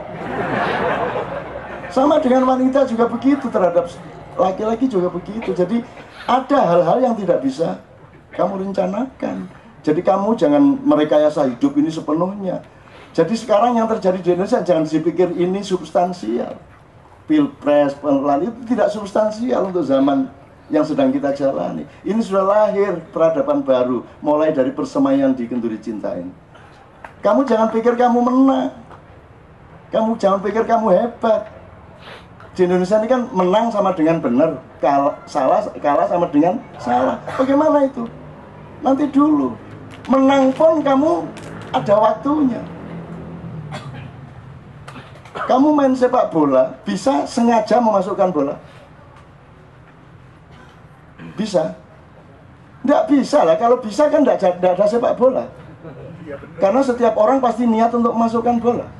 Dan kalau niatnya itu bisa direkayasa sendiri, benar-benar masuk, gak situ bal-balan. Blang, blang, blang, blang, blang. Ketika gawangnya tidak jadi kemasukan karena bolanya membentur gawang, siapakah yang bekerja? Siapakah yang bekerja sebenarnya? Kok bolanya membentur gawang? Wah, diselamatkan oleh gawang. Lu gawang kok menyelamatkan? Dia gawang iso nyelamat, gawang yang jejerin menyelamatkan. Bukan. Jadi kemarin di Bambang Wetan teman-teman memulai wirid ya faal ya faal. Jadi aduh, ini jadi menjelaskan agak torikot sedikit ya. Jadi seluruhnya ini bekerja, dan yang maha bekerja itu kita sebut Allah lah gitu ya. Allah apa Tuhan atau terserah lah, pokoknya yang itulah ya. Itu yang maha bekerja. Kalau di dalam torikot resmi biasanya ada istilah af'al. Jadi ada zat, sifat, isim, af'al ya. Asma, isim itu asma, isim itu singular, kalau pluralnya asma. Nah, yang saya pakai bukan itu. Kalau yang saya pakai, yang benar mana? Nggak usah berdebat. Yang benar itu adalah kalau kamu tulus menjalani, selesai. Jadi kesembuhan atau pencapaian itu tidak harus melalui jalannya, terserah Tuhan. Sebelum saya ngomong af'al ini ya, saya ingatkan dulu yang sudah pernah kita omongkan dulu. Dokter bikin obat generik atau sudah bikin obat industri, terus ini untuk menyembuhkan ini flu, ini mengurangi rasa sakit, ini. Iya memang benar, tapi itu tidak terjadi kalau tidak diizinkan sama Allah. Jadi maksud saya gini loh Mas. Dah, bagi yang belum dengar jangan tanya kepada yang sudah dengar ya. Yang sudah dengar jangan ngasih tahu dulu kepada yang belum dengar, supaya saya ceritanya lancar. Kan Abu Nawas dulu kan mirip-mirip saya, kalau disuruh khutbah kan pernah mau, saya kan belum pernah khutbah. Pernah terpaksa sekali Abu Nawas, alhamdulillah, amma ba'du. Saudara-saudara para jamaah sekalian, bagi yang belum tahu apa yang akan saya khutbahkan, silahkan tanya kepada yang sudah tahu. Dan bagi yang sudah tahu, silahkan memberitahu kepada yang belum tahu. Shadaqallahul azim. Barakallahu li wa lakum fil Qur'anil azim wa nafa'allah. Gitu, selesai. Nah sekarang tolong, jadi Nabi Musa, ceritanya singkat, Nabi Musa dikejar Fir'aun sama pasukannya, tiba-tiba sakit perut. Terus dia mengeluh, ya Allah kok sakitku perut, aku ini dalam bahaya melawan kebatilan Fir'aun, tapi kenapa engkau bikin sakit perut, ya Allah sembuhkanlah aku. Terus Allah langsung jawab, wis kono nang bukit kono, sana kamu ke atas bukit, di sana ada pohon, ambil daunnya kamu makan, insya Allah sembuh. Kok insya Allah, masa Gusti Allah ngomong insya Allah.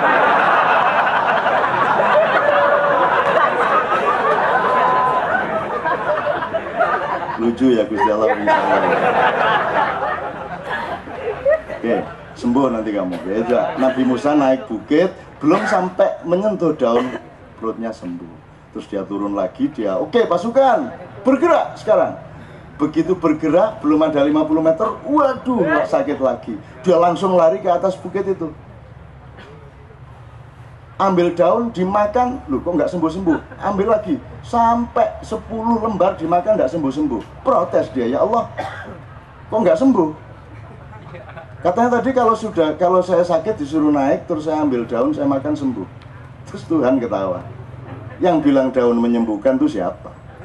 Kamu tadi sembuhkan karena minta tolong aku. Lah tadi yang kedua kamu nggak minta tolong kok. Kamu langsung naik bukit kok. Betul nggak?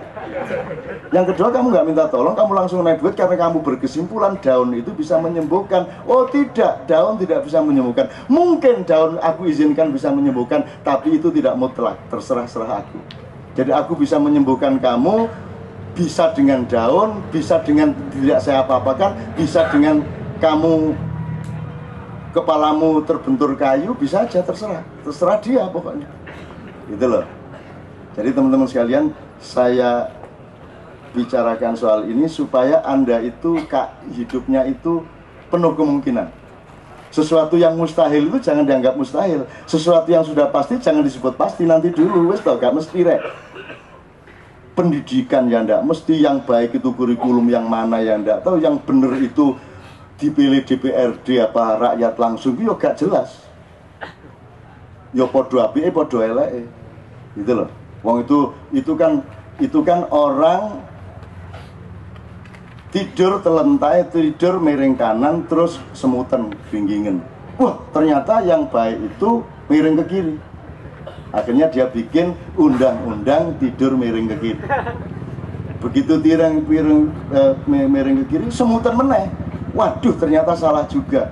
Yang benar itu tidur telentang. Begitu tidur bikin undang-undang baru, tidur telentang. Begitu telentang ngorok, waduh, ternyata yang benar itu tidur tengkurap. bikin undang-undang tengkurep aja Indonesia kentek waktunya digawe mengkurep, melumah, mereng gitu. Dan nanti begitu seluruhnya sudah dicoba dan tetap mudorot, balik lagi miring ke kanan lagi, kan gitu. Balik lagi miring ke kanan sekarang. Nah, Jawa Sunda itu apakah terus berkompromi? Jangan. Ya rundingkan mana yang paling rasional dan ikhlas satu sama lain. Kalau belum ketemu itu ya enggak apa-apa, enggak usah suatu hari ya sudah sendiri-sendiri aja juga enggak apa-apa. Sunda negara sendiri, Jawa negara sendiri enggak apa-apa. Kenapa harus bersatu? Kalau memang tidak bisa bersatu gitu loh.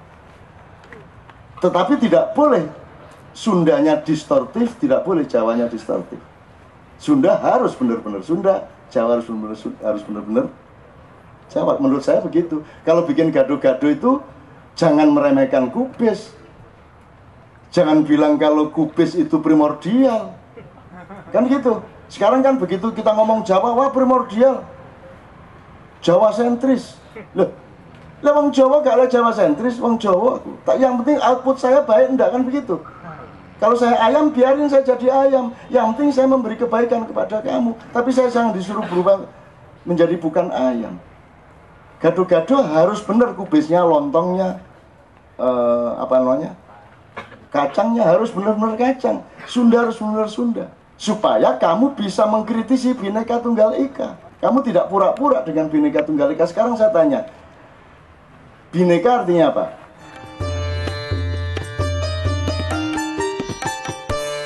Yang benar tuh kukuruyuk, enggak kongkorongkong, enggak kukurunu, gendeng kongkorong. Yang benar itu ayamnya. Jadi kalau mana yang benar coba, enggak usah orang Madura maju kukurunu, enggak. Wong Sunda kongkorongkong salah kabeh. Kalau ingin cari kebenaran, ambil ayam, taruh di panggung, dirangsang supaya dia berbunyi. Dia yang benar dan kamu menirukan tuh namanya tafsir dan pasti salah.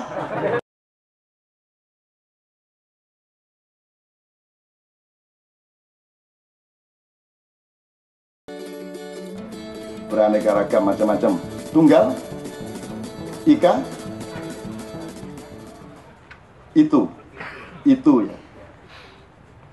Bhinneka, Iko, ya. Pemahaman resminya begitu. Anda tahu nggak kalau Iko itu maksudnya seperti yang beliau maksudkan. Ika itu Iko. Jadi Bhinneka, Ika tunggal. Logikanya begitu. Oke. Itu berasal dari mana kalimat itu diambil? Bhinneka Tunggal Ika. Menurut Anda Iko. Ada yang punya pendapat lain. Ika itu artinya apa? Dua menyatu. Kalau tunggal. Ada yang bilang Eka, ada Eka, Dwi gitu ya. Tapi itu Ika. Ika menjual, mendalam. Apa mas? Ika kan sudah menjual. Kalau Eka mungkin memang satu kan. Kalau Ika? Ika kan berbeda-beda tetapi tetap satu jua. Jua itu. Oh Ika itu jua. Ya, jua itu kan mendalam kan. Ika itu penegasan. Ika itu penegasan. Nah ini perlu nih PKI ngomong dulu. Edan. Ini Islam Sunda indah sekali ya. Singkatannya ISIS. Saya orang Jawa Timur tidak setuju ISIS mergongkep. Saya punya telusuran ya. Kenapa setiap kita bicara Jawa, Sunda, Nusantara itu selalu membingungkan. Karena ternyata misalnya gini, pada abad keempat di Ciamis belum tentu Sunda loh. Karena belum ada itu istilah Sunda. Nah, ada namanya Galuh. Nah, Galuh ini yang menamakan bukan orang Ciamis. Itu ada orang India mencari emas, ya, singgahlah di pelabuhan sanalah. Terus kata orang India ini masyarakatnya Galuh sekali. Nanya orang Ciamis itu, naon jang Galuh teh? Itu loh, Galuh itu kalau bahasa simbolnya perak. Perak itu simbol kebijaksanaan. Ini masih perak, bijaksana. Nah, kalau di ini kan damai, salam. Itu abad keempat. Nah, terus nanya lagi orang Ciamis itu, damai itu apa? Bingung. Karena di Ciamis atau Sunda lah, katakanlah gitu, tidak ada kosakata damai. Kenapa tidak ada kosakata damai? Karena nggak pernah perang. Kenapa nggak pernah perang? Karena subur. Ya surga. Surga itu ya Ciamis itu. Gitu loh. Jadi Nabi Muhammad, adanya agama Islam, kan itu abad ke-7. Nah, Islam, salam, abad ke-4 sudah ada di Ciamis. Berarti, makanya kenapa orang-orang Sunda itu mau menerima Islam? Loh, orang udah pernah ada kok. Begitu juga istilah Sunda. Sunda itu bukan, yang menamakan Sunda itu bukan orang Sunda. Begitu juga Jawa. Jawa itu adalah keadaban. Keadaban. Sunda juga sama artinya. Dan siapa yang memberi nama keadaban itu? Ya orang-orang luar juga. Jadi kan gini, Nusantara itu surga. Karena surga tidak ada benar salah. Surga selalu menikmati keindahan, kemakmuran. Ibaratnya gini-gini. Kenapa agama-agama dari luar itu selalu bicara hukum? Halal haram, halal haram. Ya toh? Karena di Nusantara itu subur, ya toh? Misalnya gini, ada 10 telur, konsumennya ada 5. Nah kalau di Timur Tengah misalnya ya, ada 10 telur, konsumennya 20. Pasti ribut. Karena ribut, supaya jangan ribut, perlu aturan. Jadi orang Sunda itu nggak perlu aturan. Nah, Bhinneka Tunggal Ika itu tadi. Jadi dulu itu ya, karena subur, maka misalnya orang Ciamis nggak perlu ke Jombang cari makanan, nggak perlu. Orang Jombang nggak perlu ke Ciamis cari makanan. Maka orang Sunda ya dia di surga terus. Orang Jombang juga sama, di Jombang aja. Jadi logika Nusantara, Jawa, sebutan Sunda itu cara pandang orang luar sebenarnya.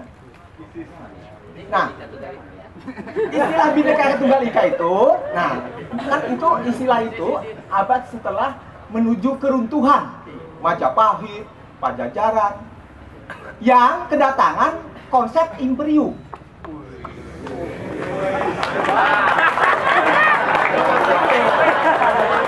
Anda nggak boleh kaget, tokoh PKI selalu hebat. Misalnya, di Sunda, di Jawa, dulu di Nusantara itu tidak ada yang namanya poligami. Tidak ada.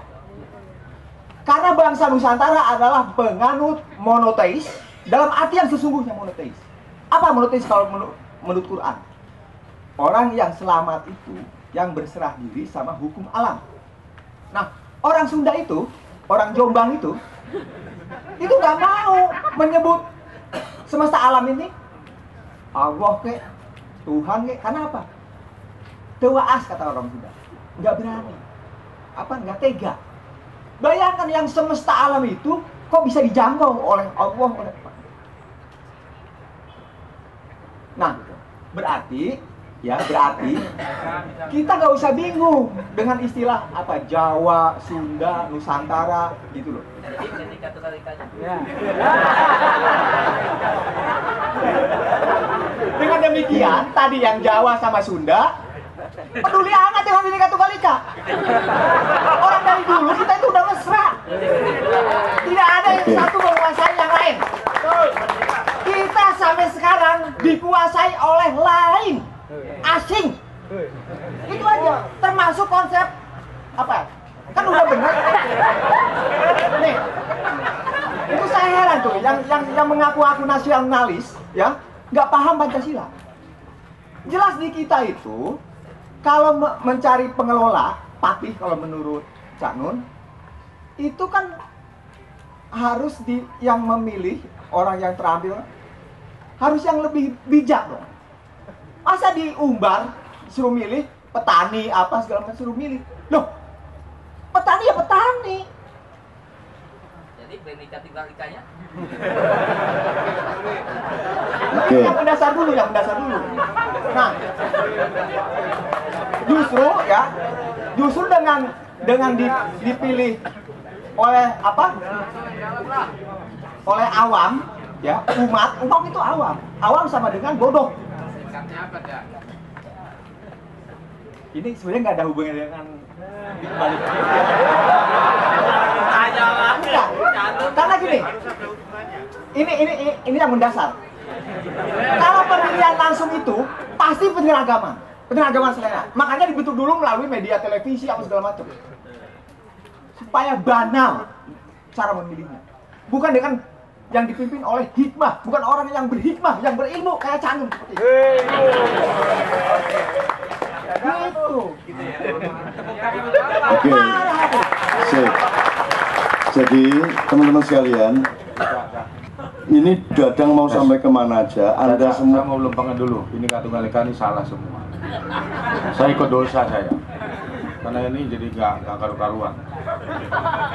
Saya tidak wajib tapi saya bertanggung jawab atas ilmu ini. Jadi begini, itu berasal dari kitab Sota Soma, Kakawin bait 149. Itu bait terakhir. Itu Buddha Siwa Tunggal. Yaitu yang artinya itu. Yang keempat bunyinya Bineka Tunggal Ika Tanhana Dharma Mangrua. Itu bunyinya begitu. Tulisannya masih ada sampai sekarang. Jadi kalau di Jawa itu bunyinya adalah Bineka itu beraneka ragam. Bineka tunggal, tunggal itu padu. Tidak bisa dipisahkan satu dan lain. Kalau dipisahkan dari rusak. Sepertinya padunya kita dengan tubuh kita, roh dengan badan kita, itu tunggal. Ditanya, ini juga saya. Ternyata saya adalah ruh saya. Tunggu dulu mas, ini ilmu mas, saya minta kampung lagi. Serius saya ini. Diam. Ini orang berilmu. Ya udah diam aja dulu, udah stop dulu, udah stop. Kami ngerokok aja be. Ini salah dosa kita ini ilmu. Saya kalau ilmu marah saya mas. Serius saya, karena dunia akhirat ini. Bineka Tunggal Ika. Ika adalah satu. Berbeda-beda. Kalau di Batak maragam-ragam. Manunggal menjadi satu. Contohnya beraneka organ tubuh, manunggal jadi satu, disebut hanya Wardi Cak Nun. Beraneka ragam itu manunggal menjadi Cak Nun. Beraneka ragam alam semesta ini hanyalah Allah saja. Tapi tanyakan Allah dengan Muhammad, apa bedanya? Dia tunggal. Siwa dan Buddha adalah tunggal. Jadi kalau salah pemahaman, salah semua. Dari ini dijadikan semboyan, pada itu adalah filsafat gotong royong. Sesungguhnya kalau di Undang-Undang 45 dinyatakan bersemboyan Bineka Tunggal, itu bukan semboyan. Insya Allah karena saya ada bahasa tunggal di Trifalak Tunggalistik, saya akan bertanggung jawab ilmu ini. Artinya mengkono. Jadi Buddha dan Siwa adalah tunggal, padu di antara keduanya. Rasa dan bentuk jeruk tunggal. Ketika dipisahkan bukan jeruk lagi. Nah itulah mungkin seperti Cak Nun. Jadi Ika tetap satu, itu Eka. Bineka Tunggal Eka. Tunggal tetap tunggal. Demikian dari saya, kurang lebihnya itu bunyinya di kitab Sota Soma 149 bait terakhir. Bineka Tunggal Ika Tanhana Dharma Mangrua. Berbeda-beda manunggal dari satu. Di antara tidak ada kebenaran yang mendua. Kebenaran tetap satu. Itu punya Allah SWT. Terima kasih. Oke Mas Wardi, saya juga punya, tidak wajib tapi saya merasa perlu. Jadi sampean kalau kepada Allah itu 100%, tapi kalau kepada ilmu sampean 99%. Kalau sampean 100% dan Anda dari tadi bersikap 100% kepada yang Anda pahami, berarti Anda sudah mandek di situ. seluruh yang saya ketahui mengenai yang saya yakini benar itu belum tentu benar. Jadi saya tidak akan mempertahankan apa yang saya yakini benar, karena saya mungkin akan mendapat kebenaran yang lebih tinggi. Jadi sama Dadang tidak perlu marah.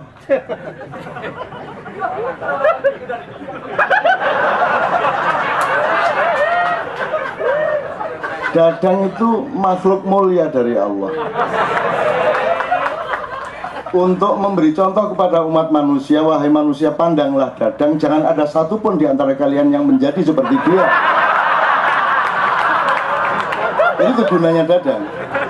Jadi ada Fir'aun, ada Dadang. Fir'aun itu diselamatkan jenazahnya untuk menjadi peringatan bagi semua generasi agar jangan seperti Fir'aun. Dan kemudian karena Fir'aun sudah nggak populer, sekarang dilahirkan Dadang dengan maksud yang sama. Makanya Dadang ngomong apa saja sama Tuhan justru baik. Dia bilang, insya Allah saya tidak percaya Tuhan. Nah, Tuhan tidak marah, karena memang dia disetel untuk menjadi manusia yang jangan sampai ada yang niru seperti dia. Jadi semakin dia buruk, semakin baik.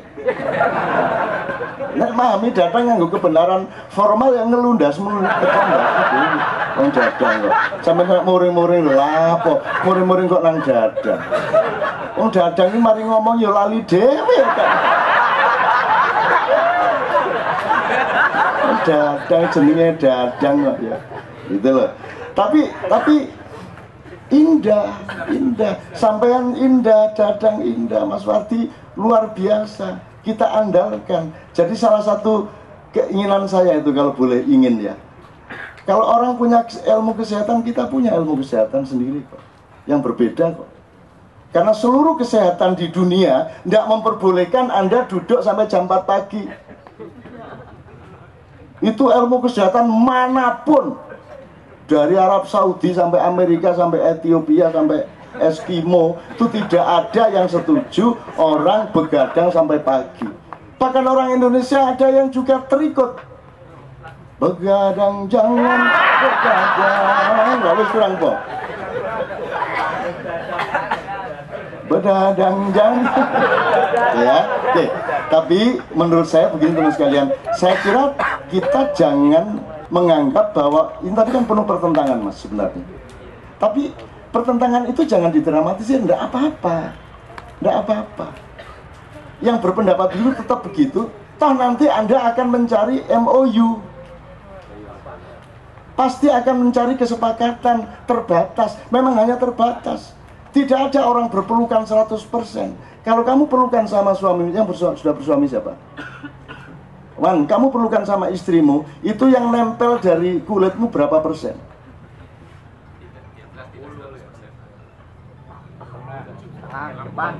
60? Enggak sampai. Mau gegermu nemplek, dodomu nemplek. Kalau nemplek depan enggak, sini enggak, belakang enggak. Paling 40%, 35%. Jadi tidak ada pelukan 100%. Itu loh, enggak ada. Fisik aja enggak ada. Nah, termasuk Bhinneka Tunggal Ika. Mas, biarkan orang punya interpretasi macam-macam, enggak apa-apa. Wong kabeh tafsir iku mesti salah kok. Enggak ada tafsir bener tuh enggak ada. Jadi Dadang mau ngomong warna itu enggak pernah wis jarno ae kan. Enggak masalah. Sebab kalau kita turuti Dadang ngeluh enggak semua. Enggak ada yang tidak dia bantah. Mau Jawa, Sunda, semua Allah dia bantah semua. Akhirnya kalau kita turutin, kita benarkan dia, akhirnya ya sudah kalau gitu batalkan alam semesta, nggak anyar kan gitu. Kan begitu, maunya dia begitu. Artinya dia itu ditakdirkan Tuhan untuk tidak setuju kepada konsepnya Tuhan dalam menciptakan alam semesta dan penghuninya. Dia ingin ada penciptaan baru, sehingga nanti sejak awal sudah dipersatukan, tidak usah bineka bingung, wis langsung tunggal ika, gitu maunya. Nah memang kita ini disuruh bineka kok. Loh, yang tunggal ika itu kalau mau ngomong tafsiran, tunggal ika itu kan Buddha sama Siwa. Ngapain dipakai untuk manusia? Buddha Siwa kan dalam pemahamannya kan Tuhan, pada pemahaman abad itu. Kalau memang manunggal, Mas, kenapa bukan bineka manunggal ika? Ya enggak perlu dijawab, enggak benar ya enggak apa-apa, enggak tahu ya enggak apa-apa. Yang penting kita tahu bahwa ini belum tentu benar. Gitu loh. Lah kalau masing-masing enggak, ini yang benar, ini yang benar. Yang benar tuh kuku ruyuk, enggak tongkol-rongkong. Enggak kuku runu, gendeng kan kabeh. Yang benar itu ayamnya. Jadi kalau mana yang benar coba, enggak usah orang Madura maju kuku runu, enggak.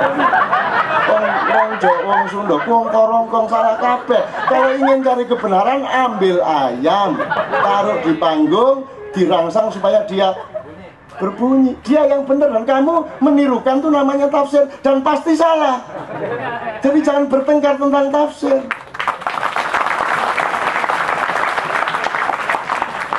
Wong saking bingungnya negara menafsirkan Bhinneka Tunggal Ika, Ika-nya itu disebut Iko, Mas. Ya, kan? Bhinneka Tunggal Iko. Tapi ya biarin dong. Wong itu semua kesalahan. Loh, sederhana kok. Kalau sama Allah nanti sederhana. Gitu loh. Misalnya dulu pernah saya contohkan Bilal, ini enggak apa-apa nih sampai pagi ini. Ya. Bilal tuh enggak bisa ngomong shin, dalam bahasa Arab itu ada 4 S. Sin, shin, sod, fa.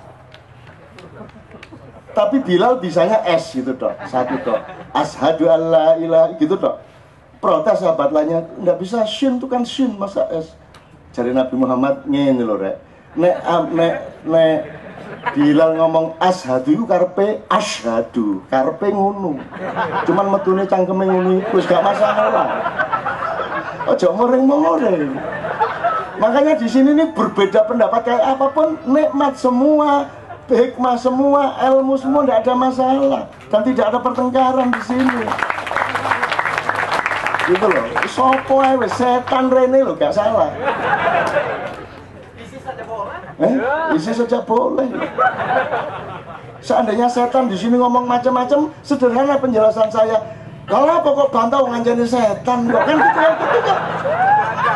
Loh kok setan suruh ngomong sama malaikat, yang salah kamu. Yang salah kamu mengharap ini presidennya harus gini. Lah duduk presiden kok. Sing salah kowe dhewe. Jadi mari kita di sini memperluas diri, ya toh. Jadi seluruh yang kita perdebatkan tadi itu menurut saya adalah proses tahap-tahap di mana kita akan memiliki konsep substansial mengenai segala sesuatu, dari konstitusi sampai ilmu kesehatan sampai kata sampai semua kita punya, dan suatu hari peradaban akan berubah, Tuhan akan mengizinkan dan kita sudah siap dengan seluruh konsepnya. Gitu.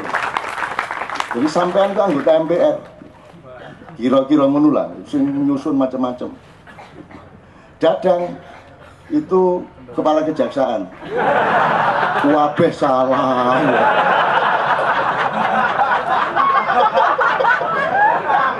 Karena kepandaiannya mencari kesalahan.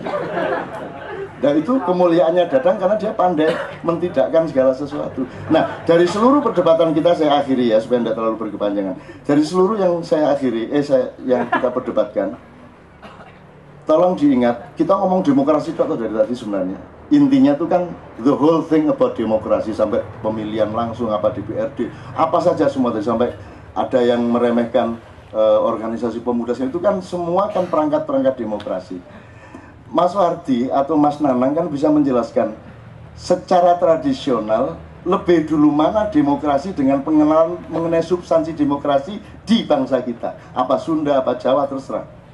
Setahu saya sudah lebih dulu sekian abad mengenal demokrasi yang sekarang disebut demokrasi.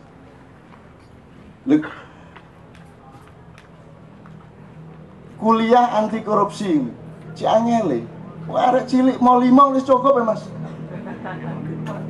Mau 5 itu pendidikan dilarang, mau 5 sudah cukup, otomatis sudah enggak usah pakai pendidikan anti korupsi. Tapi enggak apa waktu proyek arep ngopo kowe. Enggak ada masalah supaya mereka dapat nafkah. Kan begitu. Kalau Anda mengizinkan berarti Anda sodako. Pemilu, kalau pemilu langsung rakyat kan yang Anda lihat kan, oh ini bukan peristiwa politik, ini peristiwa sodako dan ewoh bekewoh. Wong sudah dikasih 50.000 pagi-pagi kok siangnya tidak nyoblos. Ya ndak enak lah, ya sudahlah saya coblos. Jadi itu peristiwa sodako. Meskipun makruh kan gitu kan. malah karam gitu kan ya. Tapi sudahlah, kita ini luas-luas saja dan kita percaya pada proses ini. Kita tidak perlu 100% dengan kebenaran kita. Wong saya dengan mudah kok. Ini kan the United Nations of Nusantara, begitu ada teman Sunda yang tidak ikhlas dan sakit hati dengan Ikatan Nusantara, ayo kita batalkan Ikatan Nusantara, ayo golek wis. Terserah, tidak ada masalah kok saya. Wong gak nganggo jeneng ya gak apa-apa. Misalnya ya enggak pakai nama juga enggak apa-apa. Cuma bingung dewe.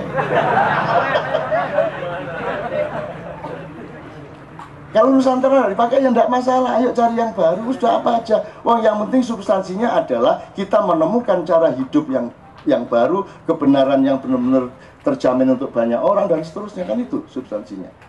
Nah, seluruh perdebatan kita itu, teman-teman sekalian, terakhir, sebenarnya kalau dalam istilah saya itu kan la ilaha. Dan ini mungkin cukup lama waktunya, sekian ma'ian, baru nanti ketemu ilallahnya dikit. Oh ini tidak, oh iyanya ini. Kan gitu. Nah jadi kalau saya kembali kepada diri kita masing-masing, Anda kan mau Islam, mau Kristen kan mau ndak mau dengerin azan sehari berapa kali? Bahkan Kristen, bahkan Buddha, bahkan PT, mesti kurung azan bendino. Teorinya 5 kali sak masjid. Lah nek masjid sak RT ku 3. Gurung tambah TV pisan. Ono TV kok iso azan ya. Pas aku azan iku wong e. Lah kok TV iso azan. Agamane apa TV? Gitu teman sekalian. Nah, kalau dengar azan itu jangan disia-siakan. Mau ndak mau Anda dengar kok. Daripada mendengar dengan memaki, meso, kurang ajar isu-isu. Ya, mending azan itu Anda jadikan perangkat untuk pematangan diri Anda. Dah, tak kasih contoh dikit. Coba Anda pelajari, Anda bikin manajemen, ngatur perusahaan, ngatur rumah tangga, pakai urutan azan aja. Bikin skripsi semua pakai urutan azan. Anda paham itu, urutan kalimat azan itu. Itu udah cukup itu. Mau ngelatih sepak bola, ini sekarang U19 berangkat ke Barcelona, ke Madrid malam hari ini. Tak bawain macam-macam tapi berangkat bareng saya. Karena kemarin dia agak dianiaya dikit-dikit terus lari dan akhirnya saya telepon malaikat sama Nabi. Sekarang dia berangkat ke Madrid. Alhamdulillah tidak ada masalah. Besok saya fixkan keberesan U19A karena sudah ada U19B. Muga-muga ono D akhirnya wis bubar kabeh. Jadi Mbak Mas ya, sampean nek oleh meneng-meneng kok dikirimi panganan, sampean mengucapkan apa? Coba kalimat thayyibah aja. Subhanallah, alhamdulillah, walillah, Allahu akbar. Ya. Sampean dapat rezeki. Ya. Ada bledak gede banget. Allahu akbar. Ekstrim kan, sesuatu yang menakjubkan, yang mungkin menakutkan, mungkin pokoknya takjub Anda. Jadi Allahu Akbar itu judulnya adalah ketakjuban, gitu kan? Contohnya dapat duit nek 1.000, alhamdulillah gitu kan, gitu kan? Kok 1 juta, alhamdulillah ya. 1 miliar, Allahu Akbar kan gitu.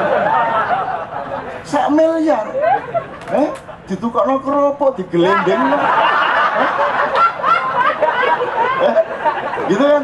Jadi Allahu Akbar judulnya adalah takjub.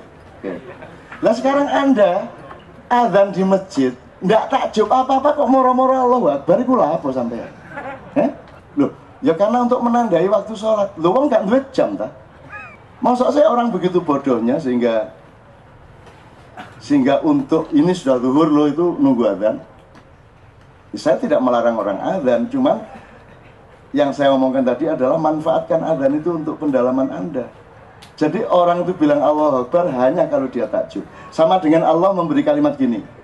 Allah tidak mengatakan aku ciptakan semua ini tidak sia-sia. Tidak gitu Allah ngomongnya. Allah ngomongnya gini. Katakanlah wahai Tuhanku, tidak sia-sia engkau ciptakan semua ini. Jadi kalimatnya kita yang ngomong. Itu artinya Anda disuruh menghayati dan mengagumi ciptaan Allah ini, sehingga Anda punya kalimat Rabbana ma khalaqta hadza batila. Nggak bisa tiba-tiba ngomong Rabbana ma khalaqta hadza batila, oh kamu nggak kagum sama apa-apa kok. Sama dengan Allahu Akbar. Loh, apa sama Allahu Akbar itu? Jadi banyak muadzin yang tidak, saya kira hampir semua. Kalau saya sebelum zuhur harus menemukan saya apa yang saya kagumi. Nek kangelan ya mlebu kamar mandi muda. Tak delok dhewe, Allah.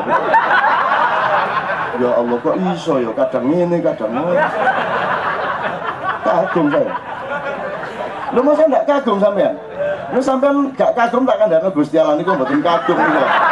Jangan kok mungker terus niku. Ini gak kandhane kan. Tak kasih tahu nanti tak laporin tuh ndak kagum tuh. Ya Allah itu ndak kagum, itu ciptaanmu ndak dikagumi gitu loh. Allahu Akbar kagum ya. Jadi syaratnya kamu menemukan, menghayati hidup ini, kamu alami, kamu batin, kamu masukin apa peristiwa di sekolah, peristiwa di kantor, di jalan, pokoknya temukan hal yang menakjubkan. Kalau Anda sudah menemukan ketakjuban kepada Allah, hidupmu menjadi lain skala prioritasnya.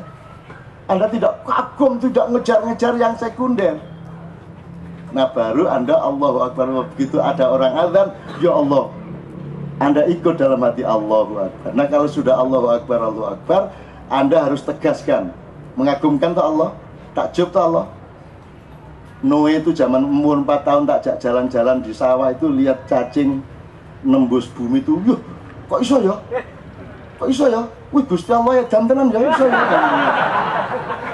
Itu reaksinya. Jam tenan Gusti Allah ini nggak cacing iso menembus tanah gitu. Ya Tuhan senyum, ya udah disebut edan, enggak apa-apa, kita hati kan. Ada yang lebih parah lagi, yang Tuhan disebut anak Tuhan itu jos, itu kan biasa. Tapi ada, kamu nanti punya anak kalau sunat, hati-hati kamu. Karena waktu sunat tuh takutnya luar biasa, mulutnya enggak terkontrol. Ada yang, aduh, gitu ya. Di Jawa Timur gak ngono. Nek marah itu kan cangkeme kayak ngono iki. Disunatnya lagi. Aduh. Matane Gusti Allah matane. Kene ngongkon sunat barang.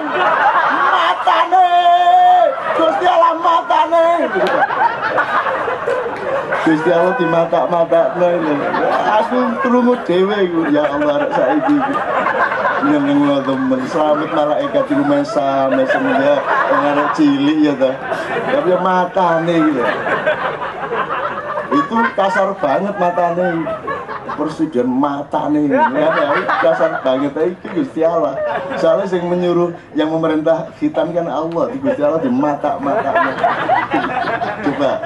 Coba, kalau Anda tidak punya kearifan, kalau Anda memakai bahasa yang linier, bahasa yang baku, kan Anda mengharam-haramkan, meneraka-nerakakan orang. Nanti dulu toh, jangan marah toh. Yang bijaksana, karena hidup itu begitu luasnya, dimensinya itu. Dan Allah memudahkan semuanya. Nah jadi, maka ketika kamu kagum, kamu bilang Allahu Akbar, maka tegaskan bahwa engkau bersyahadat terhadap keesaan Tuhan. Tidak ada Tuhan selain Allah, kan gitu. Tegaskan lagi, asyhadu alla ilaha illallah. Kapan-kapan kita belajar kenapa kalimatnya bukan asyhadu alla robba illallah, karena fungsi ilah sama rob beda. Nah, nanti itu kapan-kapan. Tapi pokoknya tegaskan bahwa kamu meresmikan ketakjuban kamu itu. Tapi ketakjuban kamu itu harus ada administrasinya, harus ada lingkup birokrasinya, harus ada konteks konstitusinya. Maka karena kamu hidup setelah abad ke-8, ke-7, maka harus kamu administrasi dengan asyhadu anna Muhammad Rasulullah. Sebelum Nabi Musa tidak ikut administrasi Muhammad. Jadi Nabi Musa tidak sholat 5 waktu. Wong dia ikut administrasi dia sendiri sebelum Muhammad kok. Dan dia juga mengkritik Muhammad, mau menerima umatnya disuruh Allah sholat ping 50. Aslinya kan 50. Begitu Nabi Muhammad turun dari Mi'raj itu ketemu Nabi Musa kemekelen. Mat kon ibas dapurane umatmu gak iso ping 50 iku. Kono dinyang. Kan saya ndasmu ta. Gak iso. Itu Nabi Musa ketawa keras-keras. Nabi Muhammad ngoten ta, Mbah. Iya, wis dinyang kono. Akhirnya dinyang 50, 45, 40, 30 terus sampai akhirnya sudah tidak bisa ditawar lagi 5. 5 itu kan Nabi Musa, ya aku jane sik kutunggu ya, Mat. Itu kaya gak dilakoni 5 itu kok. Ya tapi mboten enak mosok kula nyang malih. Ya wis gak apa-apa kono tapi hati-hati lho ya, engko ya gak dilakoni lho ping 5 iki. Engko dinyang karo arek-arek. Ana sing kate dijamak 5 sekaligus ya. Ono setahun dijamak ping 3 tok ya ono. Ada sholat waktu tilu ya ono. Dijamak pokoknya diringkes tadi situ terus. Terus padha ngertine ya Allah. Gendeng umatku gendeng. No bertengkar. Bertengkar 23 apa 11 itu bertengkar. Endingnya apa? Damai. Lo enggak podo gak terawih. Damai loh. Nah kalau mau perdamaian gampang tuh. Ya, tinggal tidak sholat kan gitu. Nah kalau itu perdamaian, nah terus gaya apa kan gitu. Nah itu teman sekalian, maka asyhadu anna Muhammadar Rasulullah. Jadi jangan mengatakan bahwa Nabi Adam biar turun ke bumi dari surga terus ndolek godhong ditutupi ngene wong durung ana pabrik tekstil ya kan? Terus Allah Akbar enggak. Salat itu baru Rasulullah umur 53. Jadi Rasulullah selama hidup sampai umur 53 itu belum pernah sholat 5 waktu. Jadi nek awakmu di umur selawe masih punya jatah seneng dah semua. Saya itu kan senang berkelakar dan Anda saya ajak berkelakar. Kalau Anda pintar berkelakar, Anda tidak gampang menderita. Gitu loh teman-teman sekalian. Oh gimana? Kalau kamu itu terikat sama logika, terikat sama yang bagus, sama yang formal, Anda menderita. Tapi kalau kamu mampu menciptakan dunia sendiri, nanti kalau kelewatan namanya khayal gitu ya. Tapi sebelum khayal kan ada kelakar. Misalnya kita bentuk cakak deyes, terus piye gue? Piye gue? Sudah. Ndasmu kebentus dies ini apa? Iya, itu kan bisa Anda permakan. Kalau Anda terbiasa cerdas pakai ekonomi kreatif. Lo nek Jawa Timur sing jeneng Markeso teman saya itu kebentus deyes ngene tarasane iwak gudeg ngono. Ngono. Jadi alam pikirannya membuat sakitnya menjadi sekunder. Kamu menderita karena penderitaan kamu bikin primer, bikin dia sekunder. Kamu harus pintar berkelakar dalam hidupmu. Saya ngelihat Markeso dandani mobil saya zaman lawas itu, Jeep kikirane ngarep itu terus ininya kena seret, kukunya copot, terus yang apa Cak? Iki rawon ngene. Sejen di Jogja rawon rasanya. Padahal ininya bayangin sakitnya Mas. Itu Markeso begitu tuh orangnya. Loh kalau Anda bisa seperti Markeso kan enak. Masuk rumah sakit, diobatin terus pulang. Dikejar sama administrasi minta tolong satpam itu bapak itu belum bayar. Pak belum bayar. Bayar apa? Bisa kan berobat. Lah ya masuk orang rumah sakit gak berobat, masuk bengkel sepeda. Ya berobat dong ke rumah sakit kok. Ditakoni ya mesti aja masuk berobat ke kantor polisi sampai itu. Loh ya tapi kan harus bayar. Belum bayar pakai apa? Ya pakai uang. Loh sampai itu wis ngerti aku gak duwe kok dikon bayar. Gendeng ta sampean. Ya gitu. Enak kok hidupnya. Di mana-mana itu pakai logika, bayar itu pakai uang. Kalau sampean nyuruh orang bayar, sampean harus tahu dia punya uang apa tidak. Lah saya ini jelas nggak punya uang kok.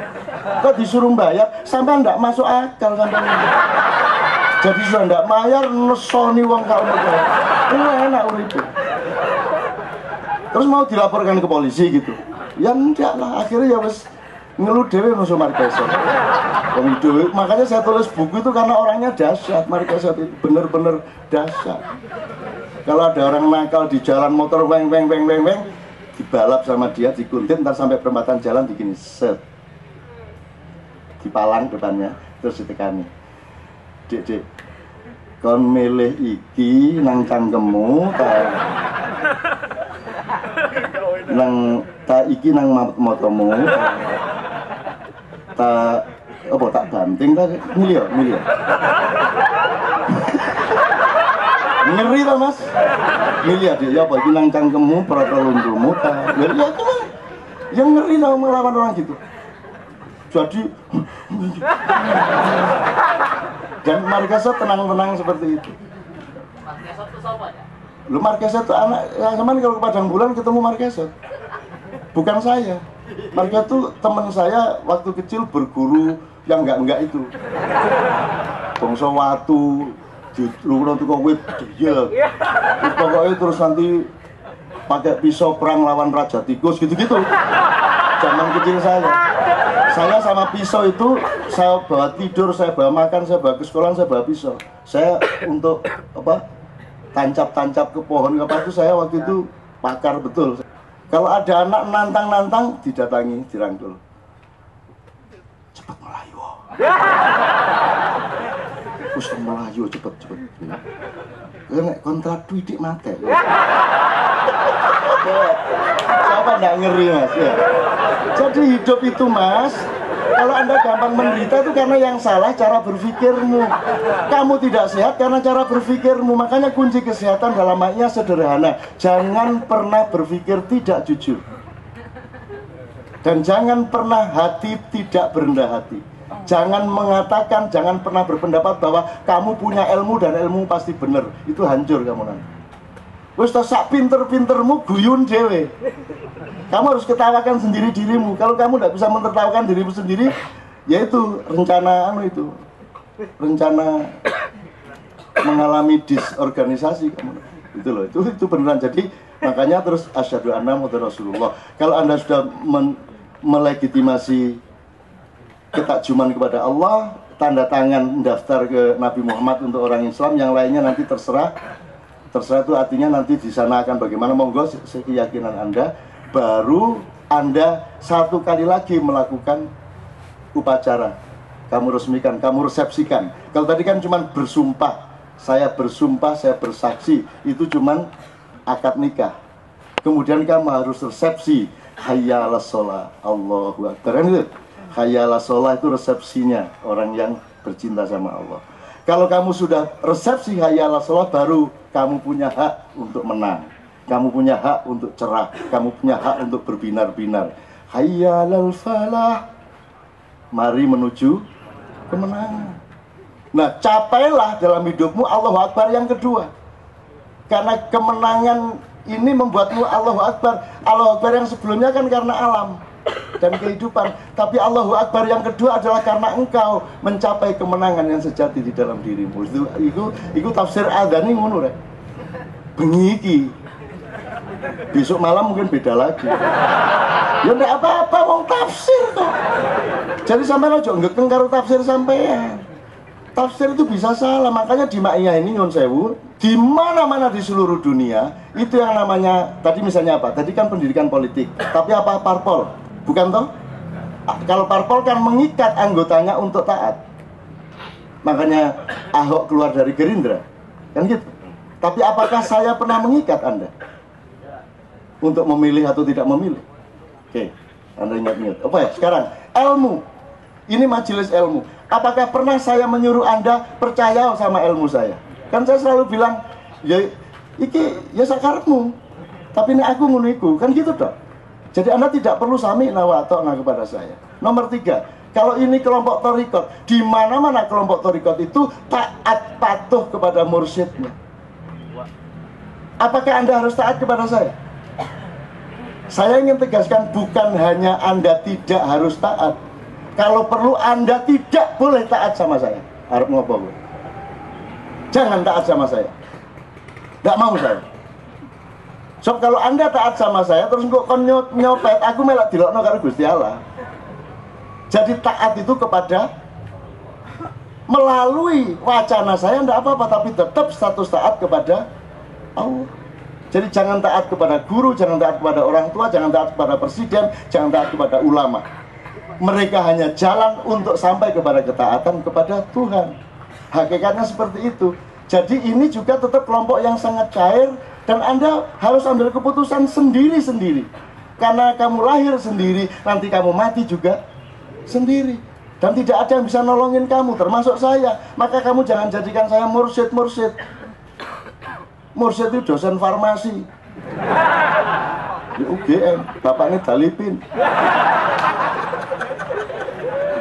Itu ya, saya mohon maaf ini sampai pagi, tapi mudah-mudahan Anda keluar itu sakti atas diri Anda sendiri. Anda bisa mendapatkan ketenangan, keterampilan, keteguhan, tegen nek cara Jawa nih. Tegen itu dia ya Mas. Enggak, tegen itu kalau Anda naik sepeda, naik motor, tapi Anda pegang erat-erat, bener nggak itu? Anda harus santai begini, harus relax. Yang saya Mas Wardi, yang saya bukan mengkritik Anda, tapi aku terus karo sampai dan aku setuju karo banyak penemuan sampai, dan saya akan support Anda gitu loh. Tapi ya iku mang ayo rada santai dede. Apa mulai nguring-nguring dadang sia-sia sampean nguring-nguring dadang. Dadang iku ya ngono iku dadang diapakno. Upama iki jek ono partai PKI mesti melok PKI. Dadang, dong PKI ini dadang lain dengan PKI yang ada. Dia pasti punya pendapat sendiri kok dia. Oh dia ngomong duduk Islam tapi ya Islam, dadang kok. Saya tidak mengakui Allah ya, insya Allah loh ya. Ya, dadang, memang dadang. Jadi sampean aja anu, dadang itu cara Allah memberi bahan untuk mesra, gitu loh. Itu dadang. Dan jangan dituntut apa-apa, biarkan dadang menjadi dadang. Nikmatilah dadang sebagai dadang, kan gitu. Jarno pating pecotot cangkeme gak ada masalah. Oke teman sekalian, kita berdiri bareng-bareng. Sholat itu imamnya keceret, cerot gitu. Upamane ya. Upamane. Itu kira-kira sholatnya batal semua enggak? Batal. Keceret tuh sampai nang sarungnya gini. Upamanya ya. Tapi di masjid sebelah enggak sampai keceret, cuman kentut sedikit sekali. Ya gitu dong, enggak ada yang dengar. Dia sendiri enggak dengar, apalagi makmumnya, tapi malaikat dengar. Batal enggak? Batal.